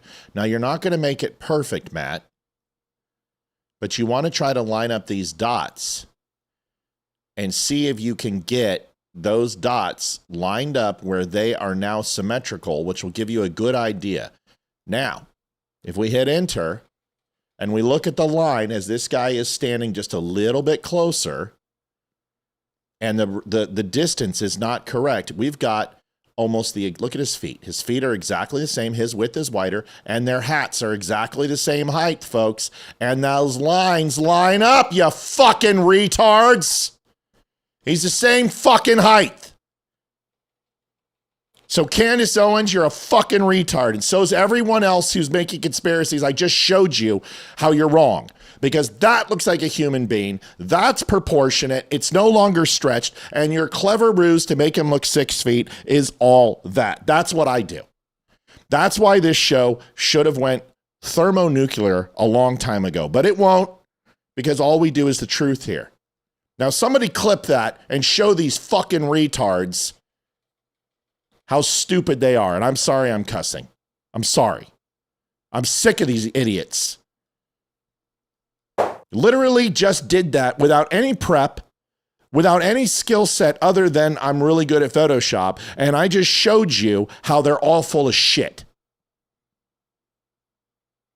So who's doing this? Ian Carroll's doing this. Stu Peters doing this. Candace Owens doing this. Patriot Barbie's doing this. All of these people are doing it. There you go.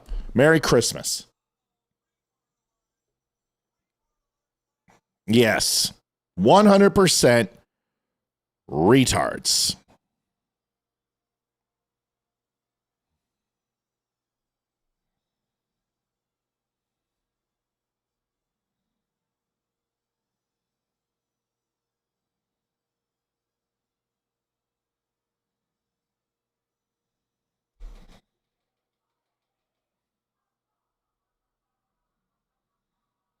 She's going to make like 100 million this year. Can somebody just give us just a little piece of that for being right always?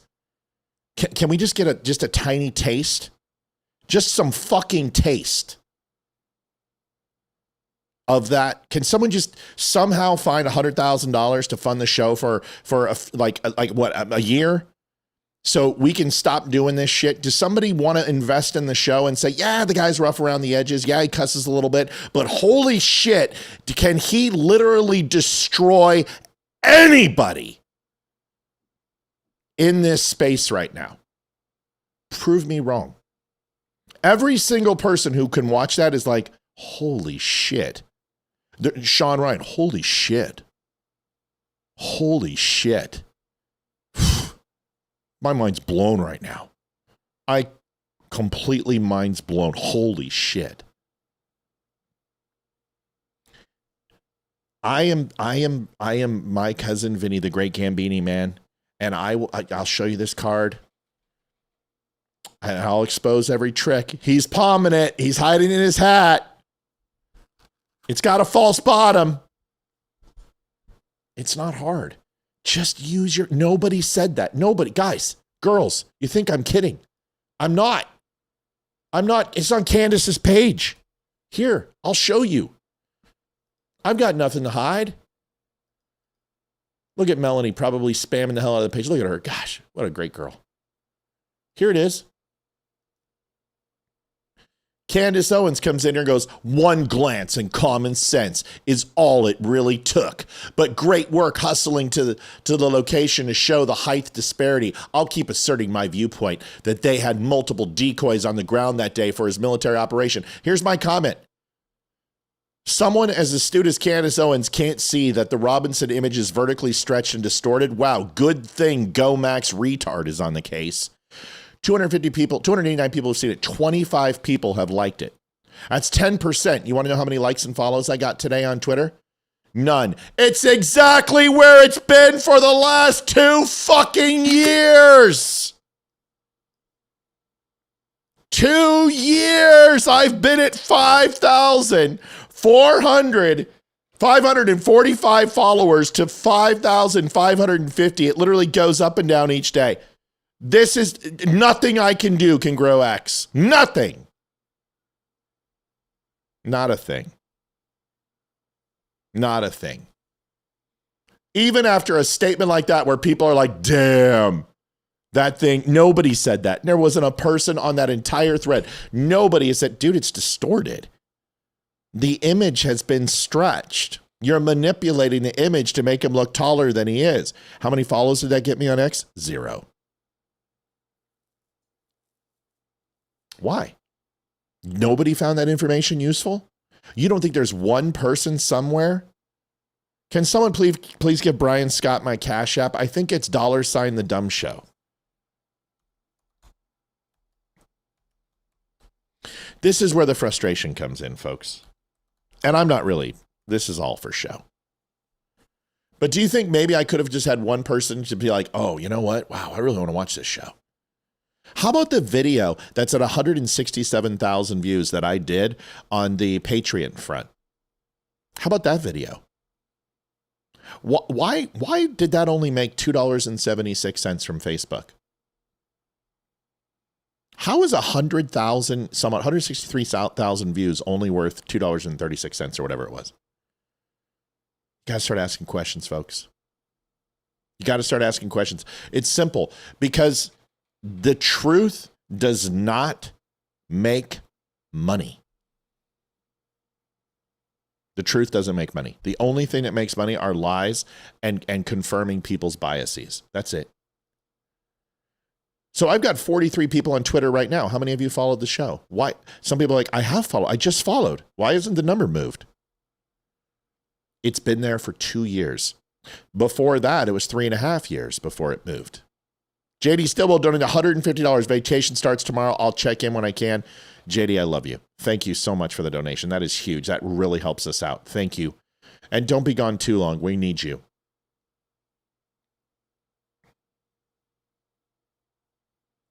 JD says, finish strong on donations, dummies. I'm leaving on vacation tomorrow. We'll check when I can and go throughout the week. I wish I could sell shares of the show because you know what? It's got to crack someday. Someday somebody's got to come on and say, wait a second. There's some really good information in this show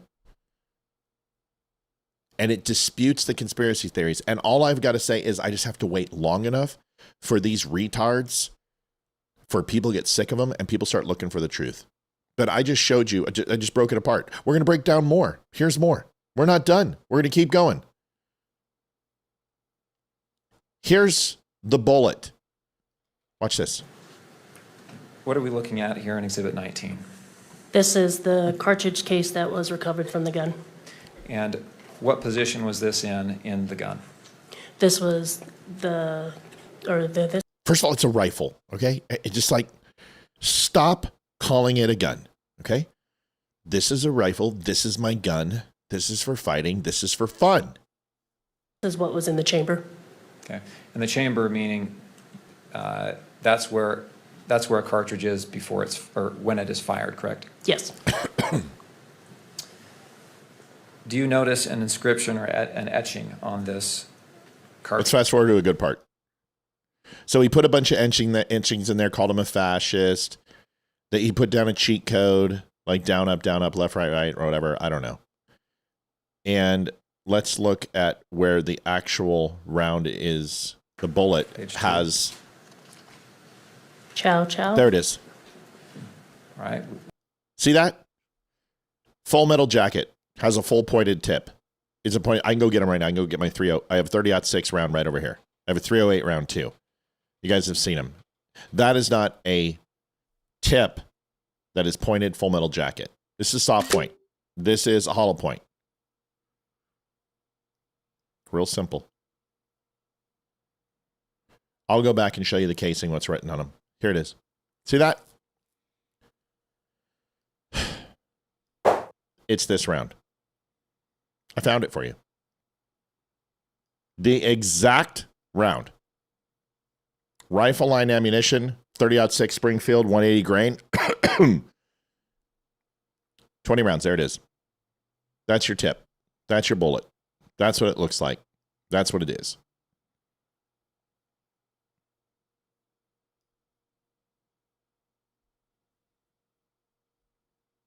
Yep, PPU soft point.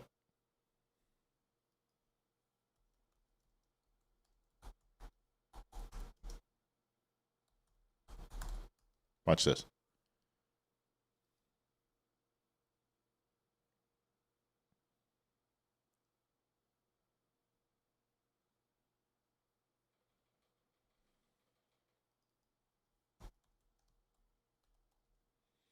When it goes in,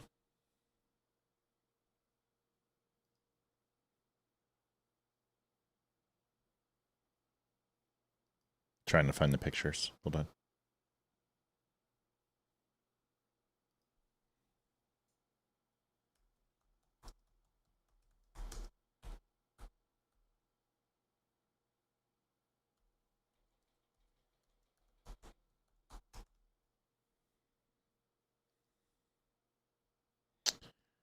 Oh, come on.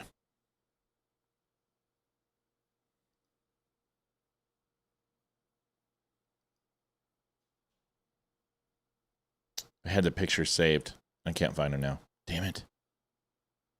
Maybe somebody has it. Because I've got all the ballistics information for it, but I don't have any photographs of it. Essentially, it looks like it essentially looks like 3 splinterings and multiple fragments. It looks like Terminator when he got shot by the M104 grenade launcher. That's what it looks like. And the round just completely obliterates. Here's some of the more about the carvings. And question mark, correct? Yes, question mark. All right, if we go to... Where's the test shot? Do they show it? No, they don't have it. Hey, fascist. And page 3. Catch. And page 4. Up arrow, right arrow, down arrow, down arrow, down arrow. All right, let's go to Exhibit 21.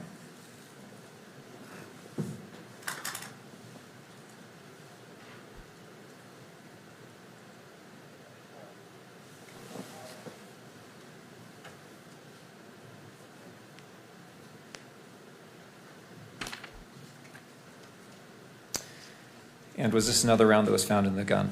Yes. Rifle. Can you read the inscription here? O Bella Chow. Page 2.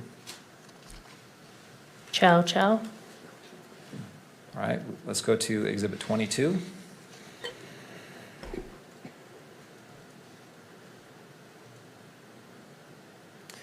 Another round that was found from the gun, correct? Yes. Will you please read the letters here? If you read. Page 2. This, comma, your, or correction, this, comma, you are. Page 3. Gay.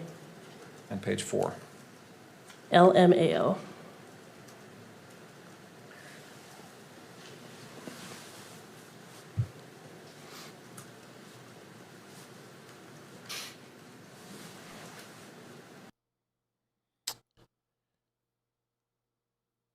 There you go, folks. I don't need to go into any more detail. You know what it is.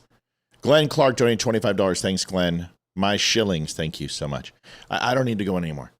We told you that if it wasn't a full metal jacket, that if it was a hollow point, or we don't understand the boring of the rifle, we don't understand if there are any marks, we don't know the age, the integrity of the casing itself, the powder. We don't know what type of round was used in that sense. You now have a soft point round, which is a deer round, and it's designed to go in, kill quick. It expands and it fragments, and that's why it didn't go through them. The entire retard woke army of Candace, the woke Reich, is wrong. They're always wrong, and I've been telling you they're wrong for years. Now and it's not just with Charlie Kirk. I've been telling you Candace is an idiot for a long time. So there it is. Now the defense is going after Erica Kirk, and they're trying to make this about Erica. Listen to this. Judge, at this point in the proceeding, we're asking the court to keep focus on the purpose of this hearing. And as the justice has said in the Estes case, the purpose of a trial, and I know this isn't a trial, but the same logic applies, is to determine the defendant's guilt. It's not to educate the public or the victim's family or the world on what evidence the government or the state has.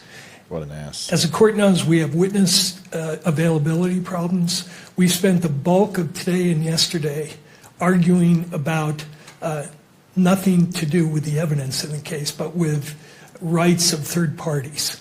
And it's appropriate for the court to consider that. But at some point, I think the court has to return to the purpose of these hearings, which is to expeditiously hear the evidence and then determine probable cause. And I want to point out to the court, Ms. Kirk has been very adept at holding press conferences at which she has revealed evidence. She has represented that the state is her attorney. She has access to all the evidence that the state has publicized and that the media and her own lawyer argues is already in the public domain. So they're perfectly free to go outside this courtroom under the court's protective order. They're free to go out and hold press conferences and announce to the world outside the courtroom forbid. What they think the evidence is. They have a Oh, well, that's just a travesty. It's, God, what do you think? Maybe they should just go out and assassinate people instead? Fuck you. The woman can say whatever she wants. This is America, whether you like it. There's no gag order. Go fuck yourself. I'm so sick of these people. the availability of that I really am not doing well with my language tonight, and I don't give a shit. Evidence. But the court's role, I think, at some point is to exercise some control, move the case forward, and especially when we have witness availability problems. And I'd ask the court, whatever the court does, if you're going to allow revisiting or replaying of evidence for the sole purpose of informing the world or Ms. Kirk or anybody else, that the court do it at the end of the process and not at this point where we will be deprived of our ability to call this witness, because she has to be done today. Thank you, Mr. Byrd. Thank you. Briefly, and I say that because time is of the essence, not because I don't want to hear what you have to say. I understand, but there was a lot that was just said that's just not true. Well, so let me put this in a spot where we need to be. And I understand that there's opinions, but I have to keep this to the probable cause. I don't want this to go to a back and forth about issues that lie outside of probable cause. And I realize statements are made, and as the victim's representative attorney, you want to address it. So I will hear you, but we need to be brief. So if you can be succinct, I definitely want to hear what you have to say. Your Honor, I am almost always brief, I promise you. The family has not seen this video. It hasn't. It doesn't have access to the evidence the state has. The state is the state, and Mrs. Kirk and the family have their representatives. There's a completely distortion of reality that was just put forth. And this isn't about educating anybody about anything. This is about allowing the family to see the evidence that's been gathered after a 10-month investigation in which a father, a husband was assassinated. That's what this is about. So we ask you to please allow the family to view the video like the court has viewed in order to allow the family to process this moment. Thank you. I respect what the judge is saying, but you should have said that to the asshats defense who decided to go ahead and make this personal. I've never seen a defense personally go after the family like that. I think it's chicken shit. I think it's cowardly, and I think it's completely wrong. But this is what I've come to expect from defense attorneys, and that's all I got to say about that, Jen A. Folks, if you've not had a chance, please go over to the Dumb Show and get yourself a cool shirt. We also have the beautiful coins that we are continuing to sell. If you have not had a chance to go take a look at those, please do. They're the 250 anniversary coins. We still have those in stock. And also get yourself a shirt, some coffee, something like that. We are all about it, and hopefully you are too. I'm going to put goal up right now at, sorry, I had to recreate it. I accidentally deleted it. I'm going to put it up at 15 minutes. We're a little bit shy. Would love to hit that. If you have not done this, please do me a favor. Go on over, and we're going to go take a look right now and see where we're at. Hopefully you guys are going to make me very happy. Hopefully there's some people on there that said, hey, you know what? We can't donate, but we want to go sign this petition. And we did. We had 2 people, so now we're at 64. Actually, 1 person. Oh, that's it? 1 person? 1 person? That's all we got? Thank you to that 1 person who did go over there. But it's real simple, folks. I'm sure you have friends, you have family who have email addresses. It's that simple. You just head on over there. This is a petition we are sending to the U.S. government, to Congress. It is from usafacts.org, which is going to ask for new infrastructure on how they disseminate data and get that to us, along with time limits for speedy and timely data disclosure on everything from smoking to gun cases to crime to abortion, anything that you might see in an investigative body or any type of data analysis or a think tank group. That data is ours. It's paid for by our taxes. That information is something we own and we should possess. And it shouldn't take 20 years to get that information to us. This petition challenges them and says, hey, we need that information. Get it to us. USA Facts is a wonderful place that I go to, and I go there all the time to give you the information that I give you here to find data and analysis. For instance, you can go on there. Something that I love to talk about is, on average, how many Black Americans are shot, Black American youth, by police officers unarmed each year. Well, according to the left, it would be thousands. Well, actually, on average, it's 13 a year over the last 10 years. And even though that's sad and tragic, it's hardly a problem, considering more people die by flying hammers in cars than do being shot by police unarmed. Something you can find over at usafacts.org. So do me a favor, please go over there. And if you would, sign up. Really simple. If you don't want your email included, just go ahead and say, hey, I don't want to subscribe. Not that hard. Takes just 10 seconds. That's pretty much it. We got a lot of show left, so we're going to keep going here. This is going on in Fort Worth. We're done with Erica Kirk. We're going to get to Conservative Ant at the end of the show. Hold on.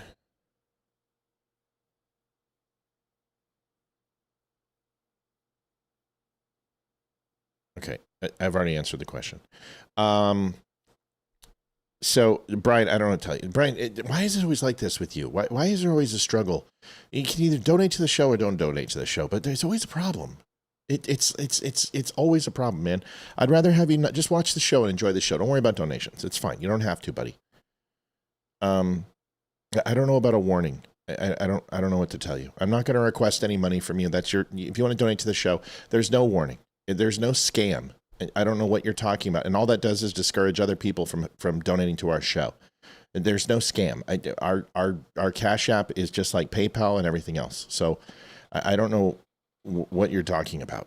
But I really wish you would stop, because all it's doing is hurting people when you say that my site's a scam. That's bullshit. It's not a scam. We do thousands upon thousands of transactions. We never have any problems with anybody. Okay, here is Fort Worth female officer. There's a whole bunch going on. Now, let me show you what happened first. There was a Fort Worth pastor. Now, there's good and bad here. Understand this. If you are on public grounds, and it's non-city owned, or it is city owned, or it's federal or state, for instance, a park, which would be, depends upon which park it is. If you look at Central Park in New York, it's a state park. If you look at Yellowstone, that's a national park, federal.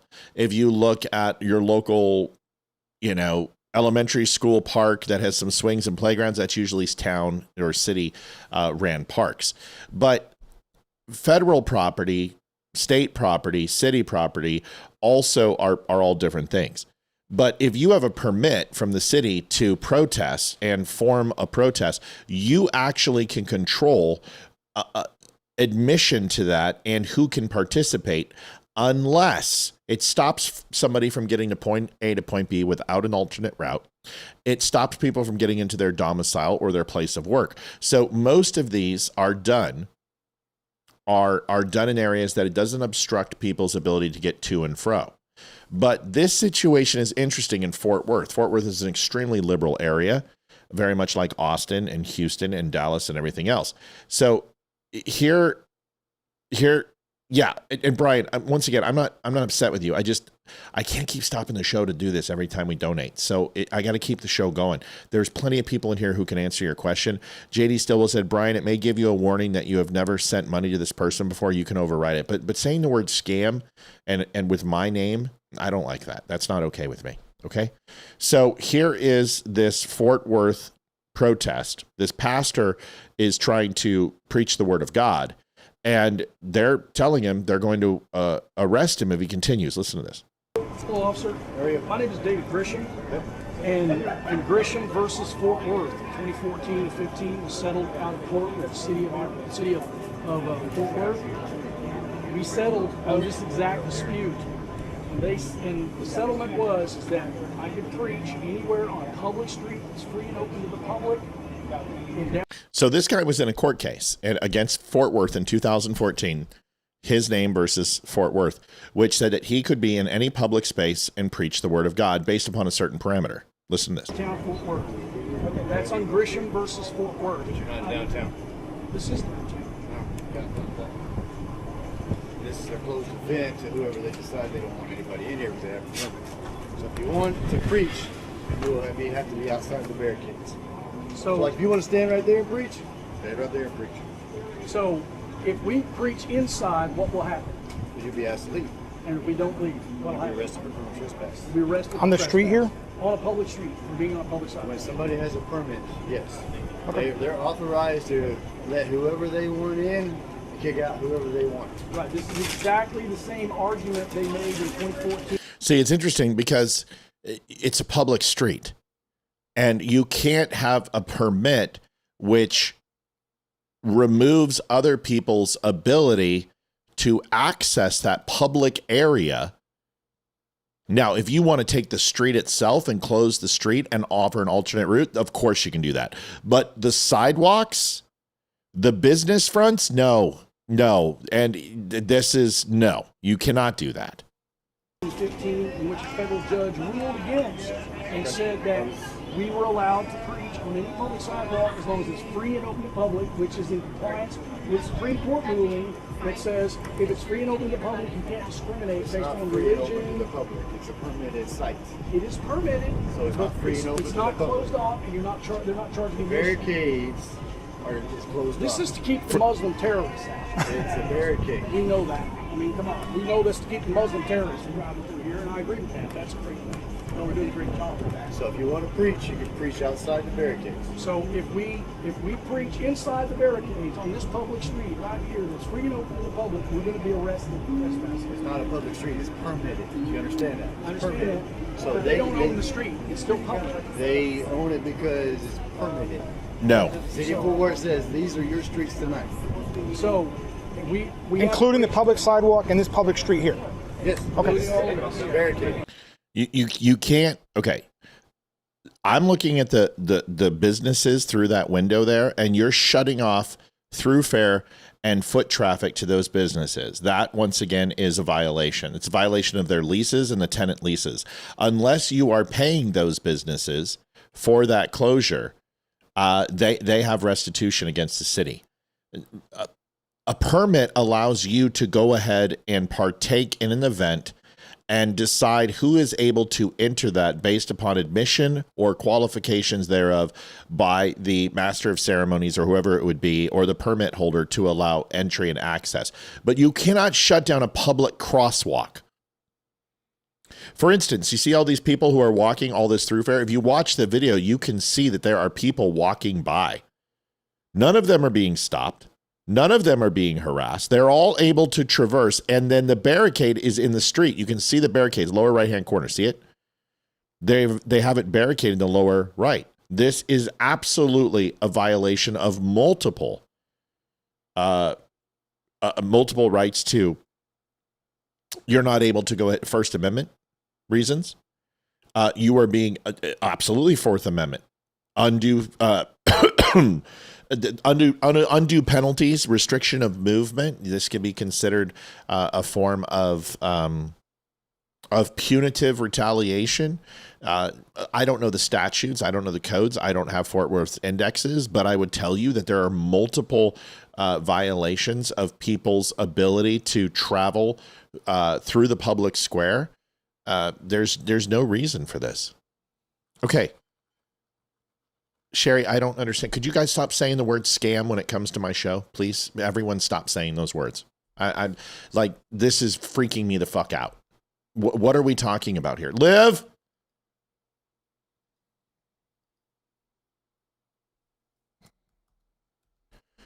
Cash App is saying that we're a scam. Can you please get on Cash App and find out what's going on?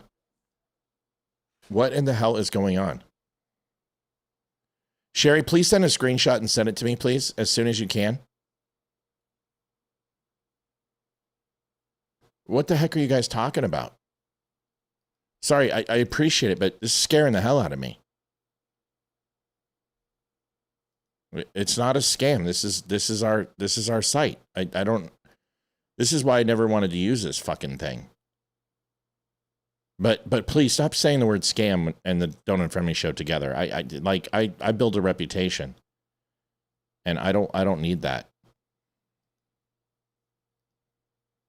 I'm trying to get support right now. Olivia's going to go check and find out.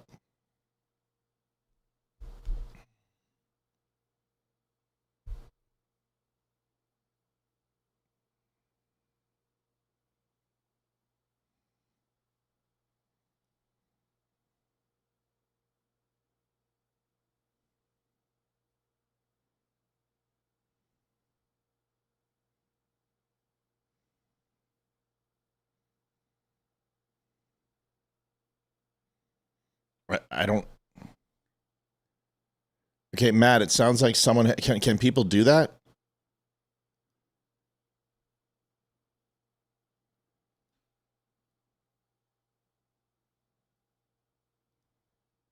Can people do that? Why would people do that? I mean, I really don't care. I mean, people can say whatever they want, but I'm making a phone call.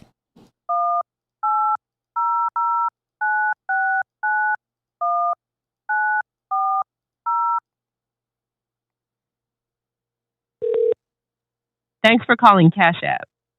Para español, oprima el 2.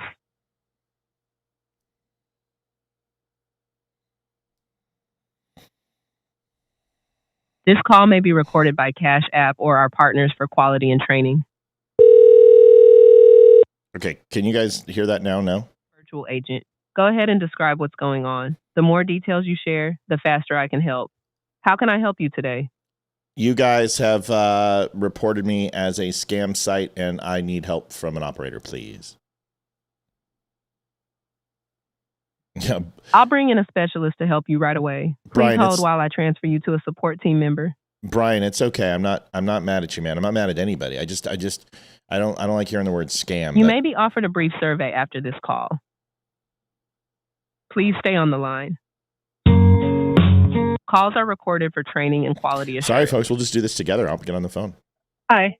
Thanks for calling Cash App Support. This is Jay. How can I help you? Hi, Jay. My name's Matthew Spear from the Don't Unfriend Me show. How are you today?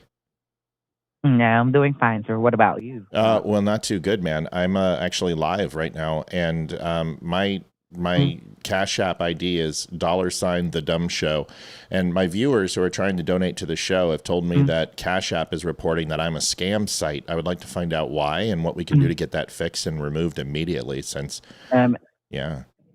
Okay, about that one, Cash App doesn't consent being recorded. I'm so sorry about that one. Okay, that's fine. You can record it. I'm recording it too. So we're all in a happy recording world. Okay. That is what I've been saying. Cash App doesn't consent being recorded on the other line. Oh, okay. I'll disconnect the recording. Go ahead, and you're now not being recorded. So what can we do to get this fixed? Okay, hold on. Can you please repeat the cash tag of your account? Sure. It's $Cash App, CAS, or $the Dumb Show. Sorry, THEDUMSHOW. Phonetically, it's Tango Hotel Echo, Delta Umbrella Michael, Sierra Hotel Oscar Whiskey. Okay, so there's no Cash App account within that cash tag. Sure there is. I just gave it to you. Let's try it again.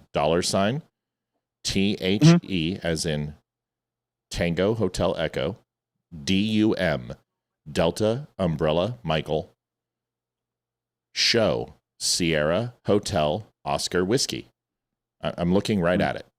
In fact, that's how I got the phone number to call you. Please don't listen to my voice and go, wow, this sounds like a radio station. I'm talking to you through all of that. We're a podcast. And several of my listeners said that when they tried to donate, it said that this is a scam site, which is the furthest thing from the truth. I've got a PayPal account, Venmo account, and we use Cash App. So it's not a scam site. I'm a customer of yours. And if you need to send me a verification email or something, I'll be happy to go ahead and verify who I am so you know that this is a real account.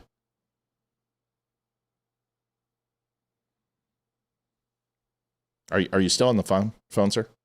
Yep, hold on. Hold Okay. on. Yeah, Okay. I'm still checking for that one. Okay.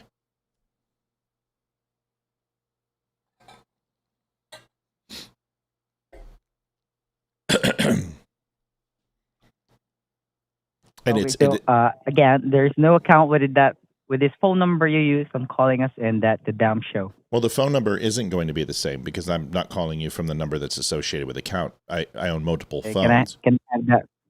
Can I have the phone number linked into that account? You can. What's that? You had no issues? Can you please hold on one second? Yeah, can you please provide me? Sure. Can you hold on for 1 second, okay?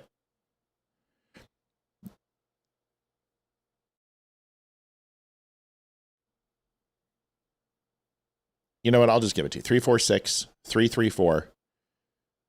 And the last two are 69. I can't give you my full phone number. I'm not going to do that. Okay, how am I supposed to pull up your account? You're supposed to pull it up because I gave you the ID. What else do you want from me? I just don't understand why. Here, you know what? I will call you back on my phone. Is that what you're asking me to do? Because if that's the problem. So what you're saying is you lied to me. The account exists. You're just not going to give it to me until I call you back on my phone. Is that what you're saying? Nope, I cannot pull any account with this. Hold on, let me count. 2, 4, well, then how do you have my phone? numbers. Then how do you have my phone number? So if you can't pull it up, this is interesting, John. How did you pull up my account and my phone number to associate with the account if you don't have the account in front of you and I'm calling on a different phone?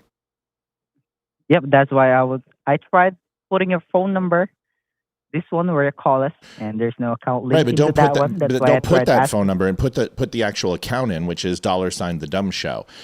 But you need me to be on my phone number at the same time, is what you're trying to say, and that's fine. Just tell me to do that. No. So you don't need me to do that now?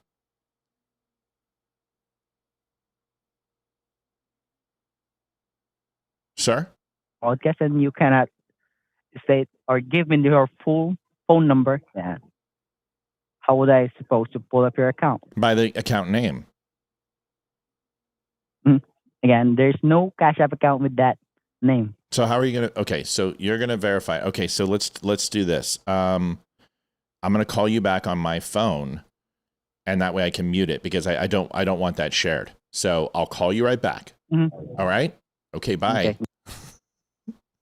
Does that make any sense? What the All right, I'm gonna do this. Hold on. This is so weird. 969-1940. Okay.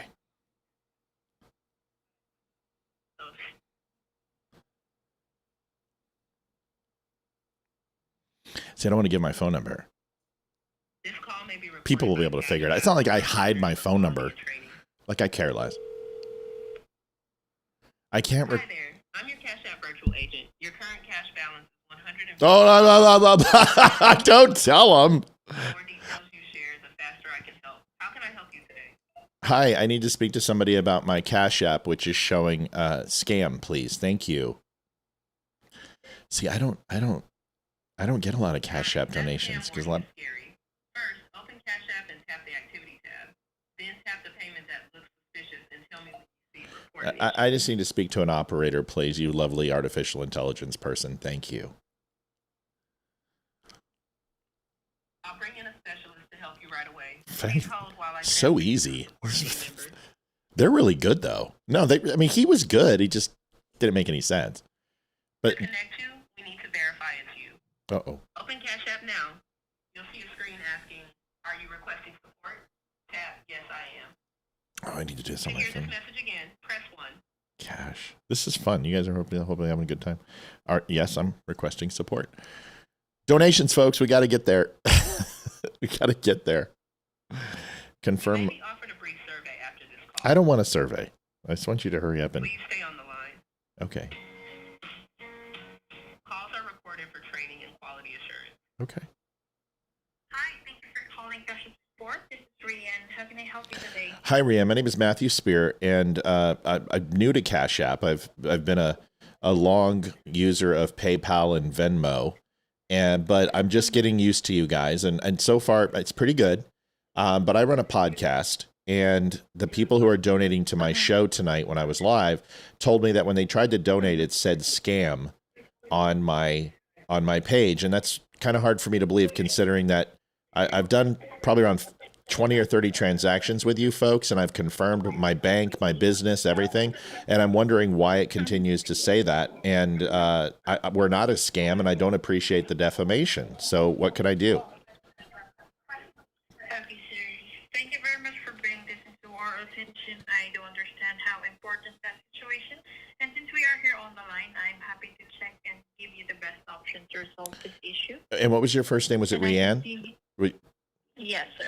Rianne, I'm going to ask you a favor. I did customer service call centers for a long time with several different companies. You don't need to read the script with me. I'm Matthew, you're Rianne. You don't have to apologize after every single thing I say or tell me how disturbing or frustrating it might be. Let's just be human beings. So you go look at that and I'll wait, okay? Mm-hmm. Let me just pull up your account. Okay, great.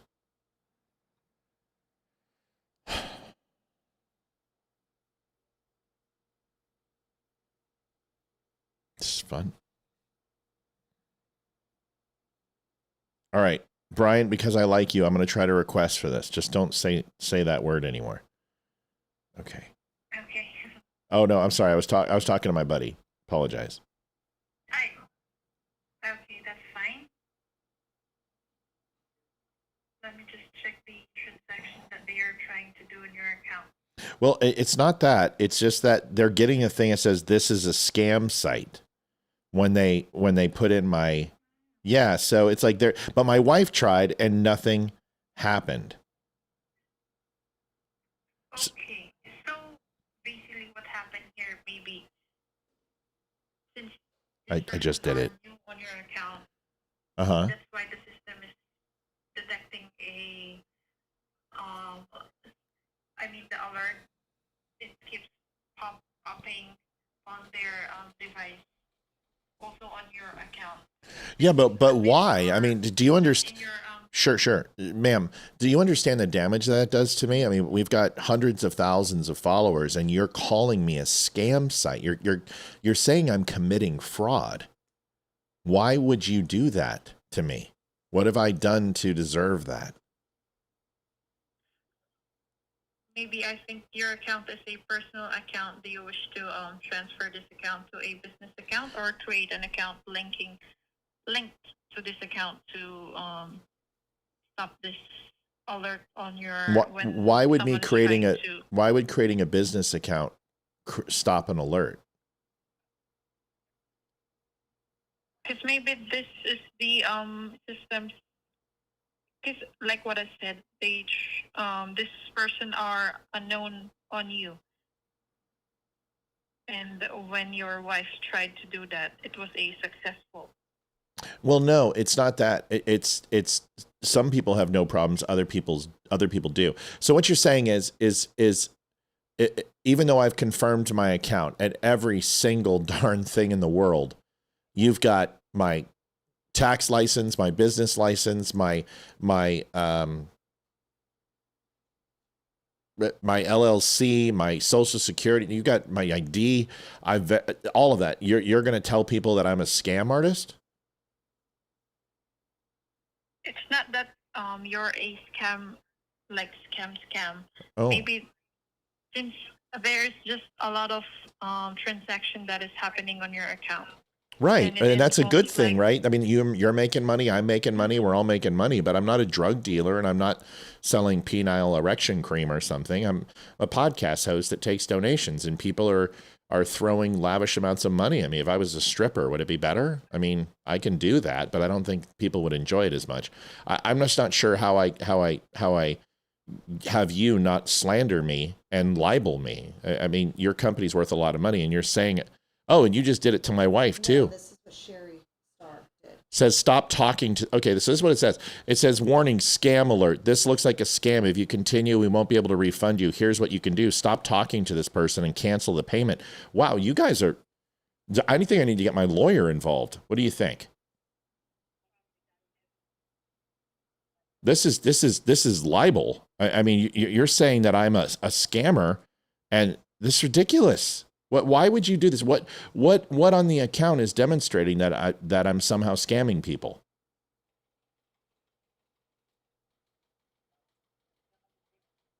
Rianne, are you there? Yes.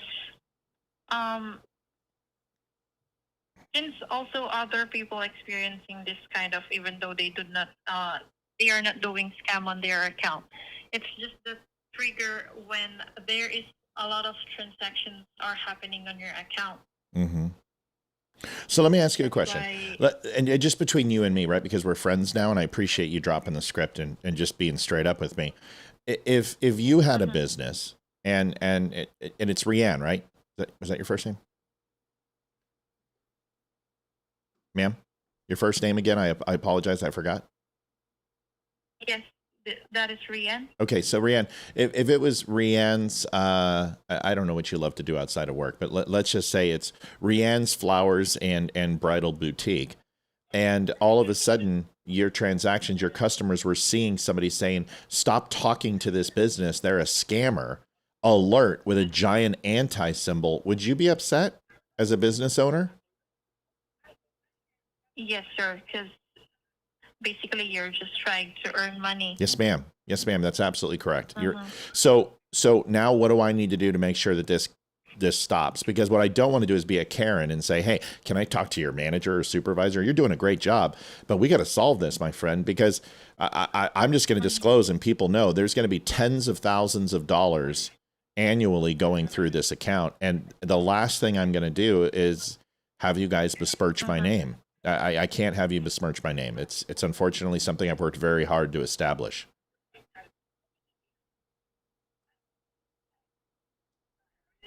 Okay, sure. Let me just flag this complaint. Okay. And thank you very much for telling me about this. Mm-hmm. And yeah, maybe requesting a callback, or if I do need to set up a business account, I completely understand that. A personal account, it's like it would be flagged. That makes sense. But as a business account, people anticipate large sums of money on variant degrees of a timeline to happen, and that would make sense. So I'll be happy to make it a business account as long as I can keep the same name, and then that'll solve the problem. yes, sir. You can just still keep your name, but maybe the range of you receiving money will not show again the scam alert on other people. Okay. All right. So, Rianne, here's what we'll do. I'll jump off with you, let you get back to some other customers. I appreciate you taking your time with me. You're very. Where are you from? Where are you from, by the way? Do you mind if I ask, since we're friends now? What do you mean, sir? Like, where are you from? Where were you born? A country, continent? I'm from the Philippines. I love the Philippines. I got to go to the Philippines in 96, 97. One of the last naval vessels that went there in the United States Navy. How are the Philippines doing? It's been a long time. Philippines already been a democratic country right now. Yes, ma'am. They are, aren't they? Government is not giving. I love you. Are you a conservative? Are you one of the only conservatives in the Philippines? No, sir. Well, Not part of the. You're not a part of that. All right. Well, listen, God bless you. I hope things get better. I know Philippines are going through some times right now. So I hope things get better for you. Thanks for talking with me. You've been very pleasant. Okay, sir. Have a great day ahead. All right. You too, ma'am. Bye-bye. She was nice. Sherry hit send anyway. Oh, no, it comes through. It's just saying that we're a scam. All right. Even for me, which is weird, but Sherry said she's done it once before, and this is the second time she tried it. The second time she tried Okay. All right. I'll find out. Listen, it's a new account. They're looking at everyone's hitting Cash App right now, and it's probably they're wondering what's going on. All right. So easy. That was fun. See, I thank you, everybody. John Stillwell helped out. Christine helped out. I think Brian said I did the request for you. I don't know if that works. Yeah, the Philippines are going through. I love that. She's like, it's democratic. Did you guys hear that? It's like, should get her on the show. All right. So this happened to this pastor. Then a Fort Worth female officer comes in. Watch this. If someone is offended by your talking, then we have a problem. That is a constitutional violation of our rights. If you shut us down, no. If they are offended by your speech, okay, then I'll write you the ticket, and then we'll go from there. Wait, you're going to take us for offensive speech? Yes, absolutely. Are you serious? Speech. You're going to cite us for offensive it's called disorderly conduct. No. Thank you. Disorderly conduct has to be accompanied. Thank you, Anonymous. Donated $5. Hoping to see $283.25. I don't know what the hoping to see was, but thank you for that. Also, Sherry Starr donated $5 as well. Trying again. Thank you, Sherry. And then Brian Scott donated $20 as well. Can you put what? That's it. I'm sorry. I was telling you other people donated. So thank you to you guys very much. Here's the rest. Watch that again. It's called disorderly conduct. No. Disorderly conduct has to be accompanied by conduct. This is the conduct I'm that a you're retired doing. police officer myself. For who? 26 years, federal law enforcement. So it's federal. So this has nothing to do with local. Wow. It has nothing to do with local. Yeah. Well, do whatever you think that you can do. Whatever it says 80 whatever we decibels. think. Wow. It says 80 decibels. Since y'all know the law so well, I'm not going to let y'all. So I just want to clarify. If anything is said that's offensive, you're going to write a ticket? If someone complains that your language or what you're saying is offensive, if someone is offended. You guys, everyone's it won't come here. It's not going to come to the United States. They're not going to do this. There you go. There you go. There it is. Don Bradley donated $21.75 donation. Thank you, Don. Love you so much. You're the best. Can you guys believe that? Can you believe that? Listen to this one. This is continued even more. This guy got footage of all these ass clowns. But no, I want to ask, and I'm being dead serious. So if a biological male comes up to me who says he's a woman, and I call him, I say, Brian, I got the $20. Thank you, my brother.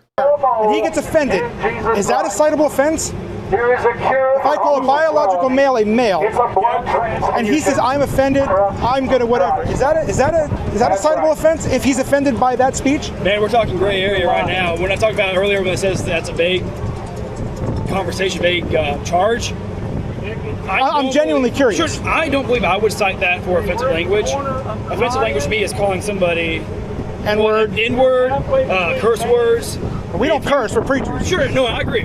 But it's more like you call somebody a male, I don't necessarily find that offensive unless they come up. You don't, but what if they do? That's what I'm saying. If they come up and say, hey, I'm offended by that, and you continue to do that, well, then that's just becoming offensive to them. Correct? And here's the catch. Here's the catch. So it's the, hey, warning, I'm feeling offended by that. Then you guys, it is absolutely coming to a theater near you. This is where it turns. The censorship of speech. This is true censorship. This isn't Facebook deciding not to go ahead and share the show or some shit. These are people who are going to throw you in jail and put it on a criminal record that you said words that people got upset by. This is where it starts. And this is happening all over.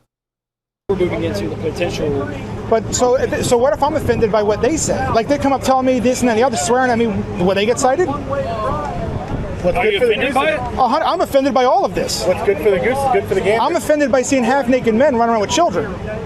I am deeply offended by that. Correct. Unfortunately, there's not much on our side to do anything about it. Wait a second. So you're going to arrest him for offensive language, but you won't arrest the people who are offensive with nudity in front of children? Are you kidding me? Brian, once again, thank you so much for getting that through, man. And I wasn't upset with you. I felt like I hear scam and that like makes me go, oh God, you know what I mean? Like this is my reputation. It's very important to me. Mel, can I call you back in just a minute? I do have to get off the show here in a second. Actually, I'll do it quick. Mel, I got like 2 minutes, hon, because I got to get through the show real quick. Go ahead. What's up? I know, 10 seconds. Oh no. Go ahead. No, that clip was just a little tad of what it's already there. Mm-hmm. And that's the sad part. It's consumed Europe. It's already consumed my country. And guess what? It's there. It's consuming yours now too. And I'm sad that the Leos and whatnot are abiding by this crap. So that was my comment. I'll tell you what, like, I'll drop Thin Red Line in a New York minute if this is what it's going to be like. You know what I mean? Like I'll be about as unsupportive as it gets if it continues, because that's ridiculous. I mean, that arrested for speech, give me a break. What a ridiculous thing. I know, but that's just one example. There's so many on the internet that this is happening to across all of your country, that this is like, it's not an isolated incident. And now with all these new mosques and eclectic communities that they're building in Arkansas and Texas and all these whatever that are slowly taking, it's a disease. It's the worm is there, and it's being allowed because these sad, I'm a the gray-haired purple people, whatever, are letting this happen. Yeah. I don't understand. Like, I don't either, confused. kid. I don't either. No. But it's going to come to it's going to come to a boiling point, and it's going to be a powder keg. Well, you know. Well, it's already really starting to burn here. Yeah. And I'm hoping that we can get our country back. We got to get rid of this piece of shit. But anyways, Mel, I got to let you go, I sissy. digress. I love you. You're the best. Love you. All right. Love you. Bye. Bye. Brian, I apologize. You're absolutely right. I was first to tell you, and you scolded me until others said the same. You're right. I absolutely did. I don't like to hear the word scam in my show associated. I think it's an honor thing. But you're right. You were trying to tell me. I based it upon our other conversations with donations, and I placed that upon this conversation, which was ignorant of me and stupid. So as a gentleman, I apologize. I should have listened to you. You've been around a long time. You're a good human being. I got frustrated in the past, and I applied that frustration to this conversation, and that was stupid of me. So I apologize. Sincerely. Accept my apology, please. Plattner, I was going to do this, but I'm going to move on because I got to get to Conservative Ant, and then I need to get off the show. Conservative Ant is homosexual, conservative, very opinionated, nice guy. He's a very nice guy. But he says some things he shouldn't. And he was on a podcast, and without any, firstly is not a word. First off, when people say Shabbat Shalom, it's really important to understand is that people are like, oh, that's a Jewish word. Folks, your Bible, the Old Testament, all Jews. Jesus is a Jew. I don't know what to tell you, but Shabbat Shalom is not some Hebrew witchcraft satanic prayer. It is absolutely, it just means peaceful Sabbath. And we all celebrate the Sabbath, I'm sure. Charlie Kirk was writing a book on the Sabbath, and I can probably show you, tell me you don't Charlie Kirk without telling me you don't Charlie Kirk. I can tell you just from my own personal experience listening to Charlie 100 times that he said Shabbat Shalom. He talked about it religiously, no pun intended. And he was talking about how important it is. And yes, he specific. I have many. I've already got clips. I'm not going to show them all to you, where he specifically talks about it. 2 other podcasters did it. I'm not going to do the redundant work. But there is absolutely nothing wrong with saying Shabbat Shalom at all. Just like there's nothing wrong with saying Merry Christmas. There is nothing wrong with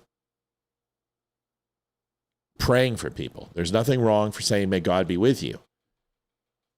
There is nothing wrong with any of those things. And to say that Charlie Kirk didn't say it, or that it's some heathenistic Jewy Jew curse, is stupid. He was writing a book on it. Here is what Conservative Ant said. The problem is not questioning whether or not Charlie Kirk ever said Shabbat Shalom. You're allowed to ask that question. The problem is not even bothering to look into it, deciding that it didn't happen simply because it didn't make sense to you, and then using that as a basis to attack his wife for even suggesting it. Christian or you're a Catholic, you're not a Jew. So the fact that she would say that a Christian man was like, I'm going to put my phone in the drawer so I can spend time with my family for the weekend, which I believe he did because he was a great man. He would put his phone in the drawer, and then she had the gall to say Shabbat Shalom and throw it. No, he didn't. I never even heard him say that. Yes, I've never heard him say anything related to that. Yeah, it's amazing how many people never listen to Charlie. You people are a bunch of fucking idiots. You're liars and you're grifting off of his memory. You don't even listen. You haven't even listened to the man. You know, I didn't do the tear felt, oh my God, you know, Charlie, and you know, I just mourned in my own way. And you know what's funny is I probably spent more time one-on-one with Charlie than any of these people.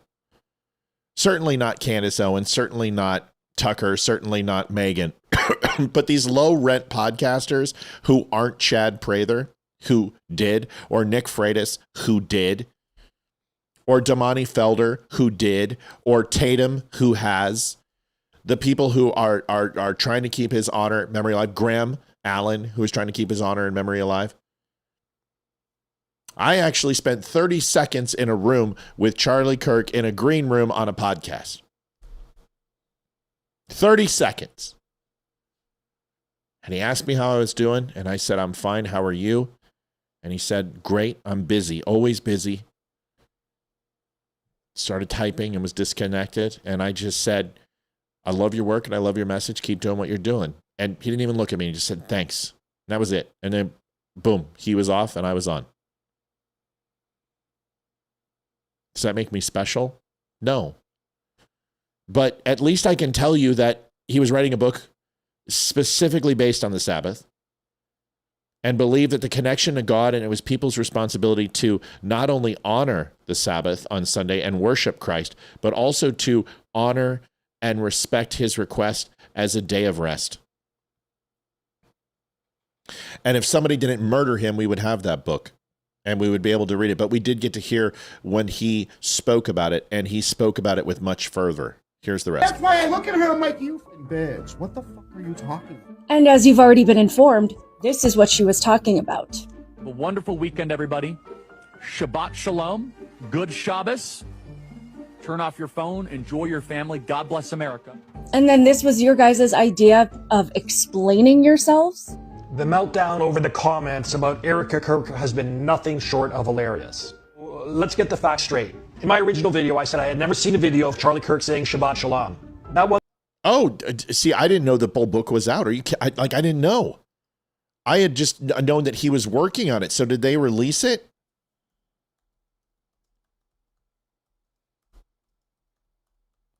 I didn't know that.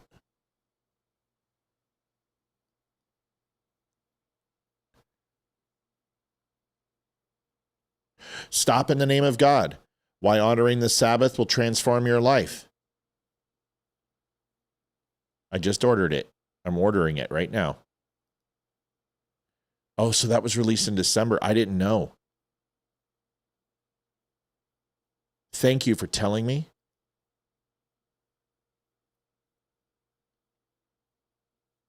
I got it taken care of. I got it ordered. Thank you so much for telling me. I didn't know. I didn't read it. I knew he was working on it. That's all I knew. But, you get in this vacuum. So I knew he was working on it, and that's wonderful. That's wonderful. Wonderful. Thank you for telling me. See, you don't know everything. You don't know everything. That's okay. That wasn't misinformation. It was the truth. I had never seen one. Minutes the outrage mob showed up, insults, name calling me a demon, character attacks. People who claimed to stand for grace and forgiveness suddenly became some of the most hateful voices in the room. Name calling definitely wasn't appropriate, but maybe you shouldn't be calling Erica Kirk names simply because something that she said doesn't make sense to you. But there was a piece of your commentary that kind of enlightened where this came from. Christians are like, yes, Shabbat Shalom, they spit on you in Jerusalem. What the fuck are you talking about? Israel derangement syndrome. It's the same as Trump derangement syndrome, where your emotions and what you want to be true matters more than what actually. It's well said. I really can't. Olivia!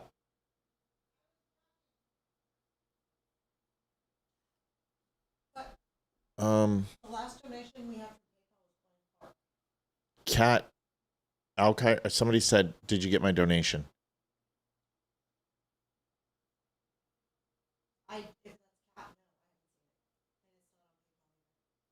I can't see it. Show me. Olivia, Cat, we didn't get a donation. It didn't go through. What was it through? Okay. So let me look real quick. Can you talk to Cat and chat so I can do the show? Yeah. Let me see. Someone was asking me who her name. The problem is not questioning whether or not Charlie Kirk ever. Israel derangement syndrome. It's the same as Trump derangement syndrome, where your emotions and what you want to be true matters more than what actually. I don't have her name. I'll find out. I'm ordering it because it's Charlie Kirk. There hasn't been a book by Charlie Kirk that I've read that isn't excellent, so I just ordered it. So I'm going to be reading it, and I will get it tomorrow. Oh, okay. So Stacy Boyer said, "Well, okay, Stacy. 51 in chat makes sense. It's actually not 51. It's about 176. But Facebook is really tough on lives, and they throttle. But you weren't here when we were sitting at almost 100 plus. But that doesn't matter. What's your argumentation? That you're upset that somebody says something that you don't like, or that you base your entire understanding of another human being on how many followers they have? You're more than welcome to call into the show, 276-200-2105. How did I offend you? How did what that lady say offend you? It's interesting because I don't find her attacking conservative Van. I happen to like the guy. I do think that he was wrong in his assertions. Charlie Kirk most assuredly says Shabbat Shalom. He ended most end of the week shows with it, was writing a book on it, spoke about the Sabbath constantly. I don't understand why that would be strange, because if you're going to mock him or her, which is fine, you can do that. Here is another one where Charlie specifically said the exact words that Erica Kirk said. So either you're a Candace clone, which sounds like you are, which is fine. You would have loved the first half of the show, but I'm pretty confident you won't be able to do anything but just continue to try to slow the conversation down by throwing around insults that don't land. But here you go. Watch this. Consume this one. Let me know what you think of this. I err on the side of believing Erica Kirk when she says that Charlie would come home on Fridays, throw his cell phone in a drawer, and say Shabbat Shalom. I'll show you why in just a moment, but I do understand that some people, they don't believe that. I don't think that he ever threw his phone in the drawer and said Shabbat Shalom. On Friday night when he would get home from work, he would turn off his phone and he would shove it in the junk drawer, and he would say, Shabbat Shalom, shove it in the drawer, and he was full dad mode. If you're a Christian or you're a Catholic, you're not a Jew. So the fact that she would say that a Christian man was like, I'm going to put my phone in the drawer so I can spend time with my family for the weekend, which I believe he did because he was a great man.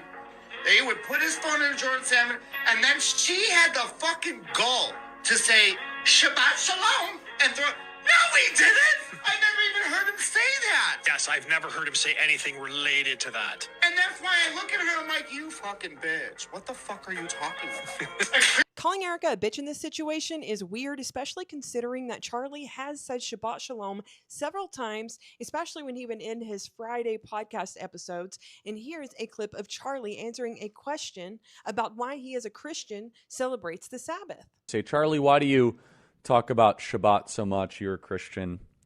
And I say, look, first of all, if you believe Jesus is Lord, then you believe in the creation and the promises of God are complete through the entire Bible, but I'm not going to get too theological. If you rest for 24 hours, you will be blessed. And if you decide not to, then that's fine.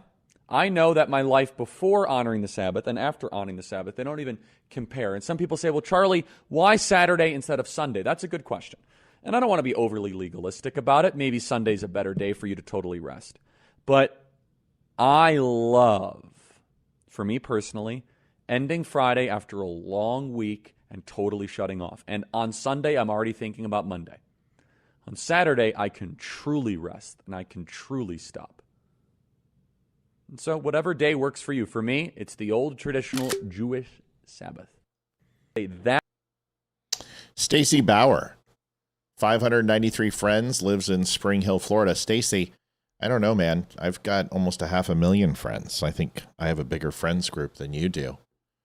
But looking by the collagen and the injections in your face, trying to cling on to your youth and the dustbin that was your reproductive system, I can understand why you would want to pick on me.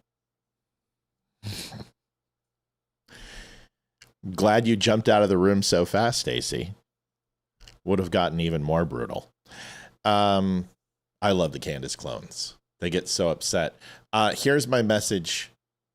Not necessarily that it's the most important thing, but conservative Aunt has no reason to apologize to anyone. As I tore into Stacy and she decided to come in here and try to insult my viewer count, it doesn't matter. People used to do that when I had 5 viewers. They do it with any amount because their idea is that you only have something of value if what you say agrees with their narrow-minded view. And that's never going to win over anybody. The people who truly appreciate the conversation are the ones that can listen to other people's opinions and formulate new opinions or have their mind changed. And I would simply pose a question to people like Stacy. What would it take to convince you one thing that Tyler Robinson's guilty of killing, assassinating Charlie Kirk? And what they will say is, oh, it will take so much to change my mind. In fact, I don't think anything you say can. Then why was it so easy to convince you that he didn't do the assassination and the murder of Charlie Kirk? Because there's absolutely zero evidence proving that he didn't. Or that it was Israel, or Britney Spears, or Erica Kirk, or TPUSA, or a B cult, or Egyptian airplanes. You swallowed that hook, line, and sinker, and you allowed a singular person, to tell you with absolutely no proof, no evidence, just asking questions without answers, to convince you that thousands of people are lying. Thousands.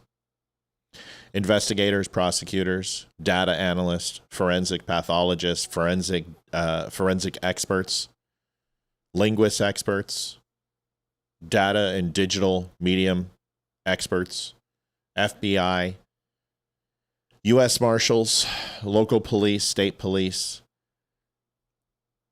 people who were there witnessing the actual shooting, friends, family members, the guilty who've admitted that they did it and openly said that they murdered him. You have thousands upon thousands of reasons just there alone to say, yep, but you don't. So what you do is you simply just go ahead and say, I can't be wrong. And because I can't be wrong, I won't be wrong. And that is where a lot of people are at. This is why Candace Owens has millions and I have 50, as you said. It's not true. I've got 67 on Twitter. I've got 50 on Facebook and 34 on YouTube. Certainly not Candace Owens' numbers, but the only thing Candace had to do in order to get those numbers was to sell her soul, betray her God, betray her friend, and literally take a giant shit on Erica and the children of that family every single day on her show. And if that's what it takes, then no, I'm good. I'm going to start a list of Maddisms. Reproductive dustbin made me spit my Pepsi out. That's okay. She doesn't spit out at all. Ask her boyfriend and his boyfriend. So when it comes to conservative Aunt, here's my words of wisdom. Don't apologize. And they are words of wisdoms. It is plural. Don't apologize because you're not going to be able to appease anyone. Have singular conversations. If you've banned somebody over this, which conservative Aunt has banned those two ladies, you should apologize. Don't ban. Have a conversation with them. And don't block him. Why would you block a person who has something that they say that you disagree with? Why not keep them around? Why not reach out to that person? Let them know how they made you feel. Have a conversation with them. Aren't they worth it? If you've been watching some, that's what I never understand. People are like, man, I watched you for 6 years and then I just stopped watching. I couldn't stand it that you didn't agree with me on the election or that you disrespected Candace Owens. Why?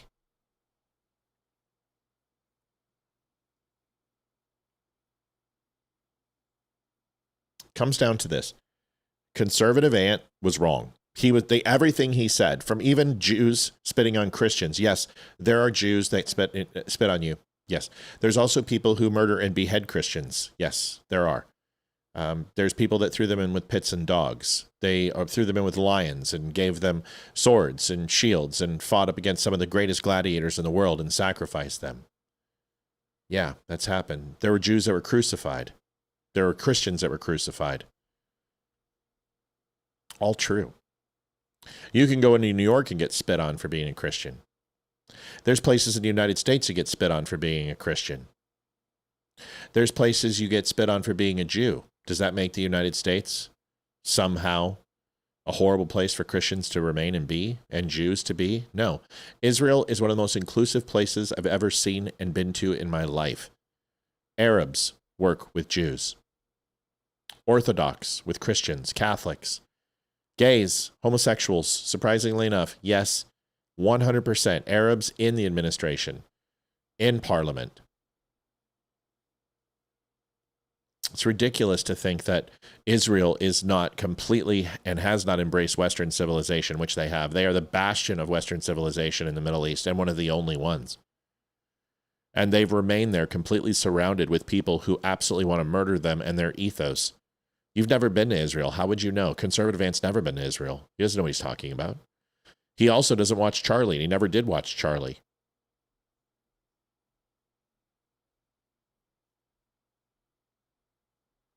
So there it is. I'm not going to unfollow Conservative Ant because he called Erica Kirk a bitch. I'm going to watch him and hope that he gets better and pray for him. And just like I've prayed for Erica Kirk, that she can stop rising to the occasion of some of these people and just leave it. Just you are absolutely getting down in the trenches. And honestly, I hate to say this, but generals should not get down with the privates and dig trenches. And she is a leader. She is general. She has a movement. TPUSA is a massive movement, and she is the matriarch of the TPUSA family. Act accordingly. Hold your head high. Stay strong. Continue to be someone who people can try to believe in, no matter your shortcomings with your inability to seem authentic sometimes, because she can be authentic. But it doesn't mean she's a bitch. She lost her husband, you stupid ass. And I guess the best way to describe it is because Conservative Ant could love somebody as much as he loves himself. He might understand that. People are being horrible to him. Like, I can't believe it. I said at the beginning of the show, Maria says, Ann apologized, so now they're telling him to kill himself. People are sick. I told you at the beginning of the show that that was going to start happening. I didn't know that happened. I didn't know it was starting to happen. How do I know this? Because it happens to me. People like that come on and they get upset. She decides to go ahead and make a comment. And then I say, okay, well, boom, here, I can hit you right back. And then she'll send something, go kill yourself. It's horrible. These people call themselves Christians. They're not. So do better. And in the end, if you don't know anything about Charlie Kirk and Israel, maybe you should shut up and fill your mouth with more cappuccino and frappuccinos and the nectar of the gods, or man, whatever tickles your pickle, and just keep Erica and Charlie out of your mouth until you're willing to listen before you talk. That's pretty much it. Folks, thanks for watching the Don't Unfriend Me Show. Thank you for hitting our goal. I really appreciate you. God bless. Thank you for everything you guys do for us. It means the world to me. It truly does. Whether we have 50 listeners or whether we have 500 listeners, I don't care. I appreciate you. God bless. We'll talk to you guys soon. See you tomorrow, Friday night, Red Friday. Olivia and I will be on. Talk to you then. Bye. Adjusting transmitter output. This is the Don't Unfriend Me Show with your hosts, Matt, Leroy, Amy, and Olivia. Geopolitics, military analysis, and election coverage. Coming to you live on all major social media channels at The Dumb Show. Honest, direct, unfiltered. We can agree, we can disagree. Just don't unfriend me.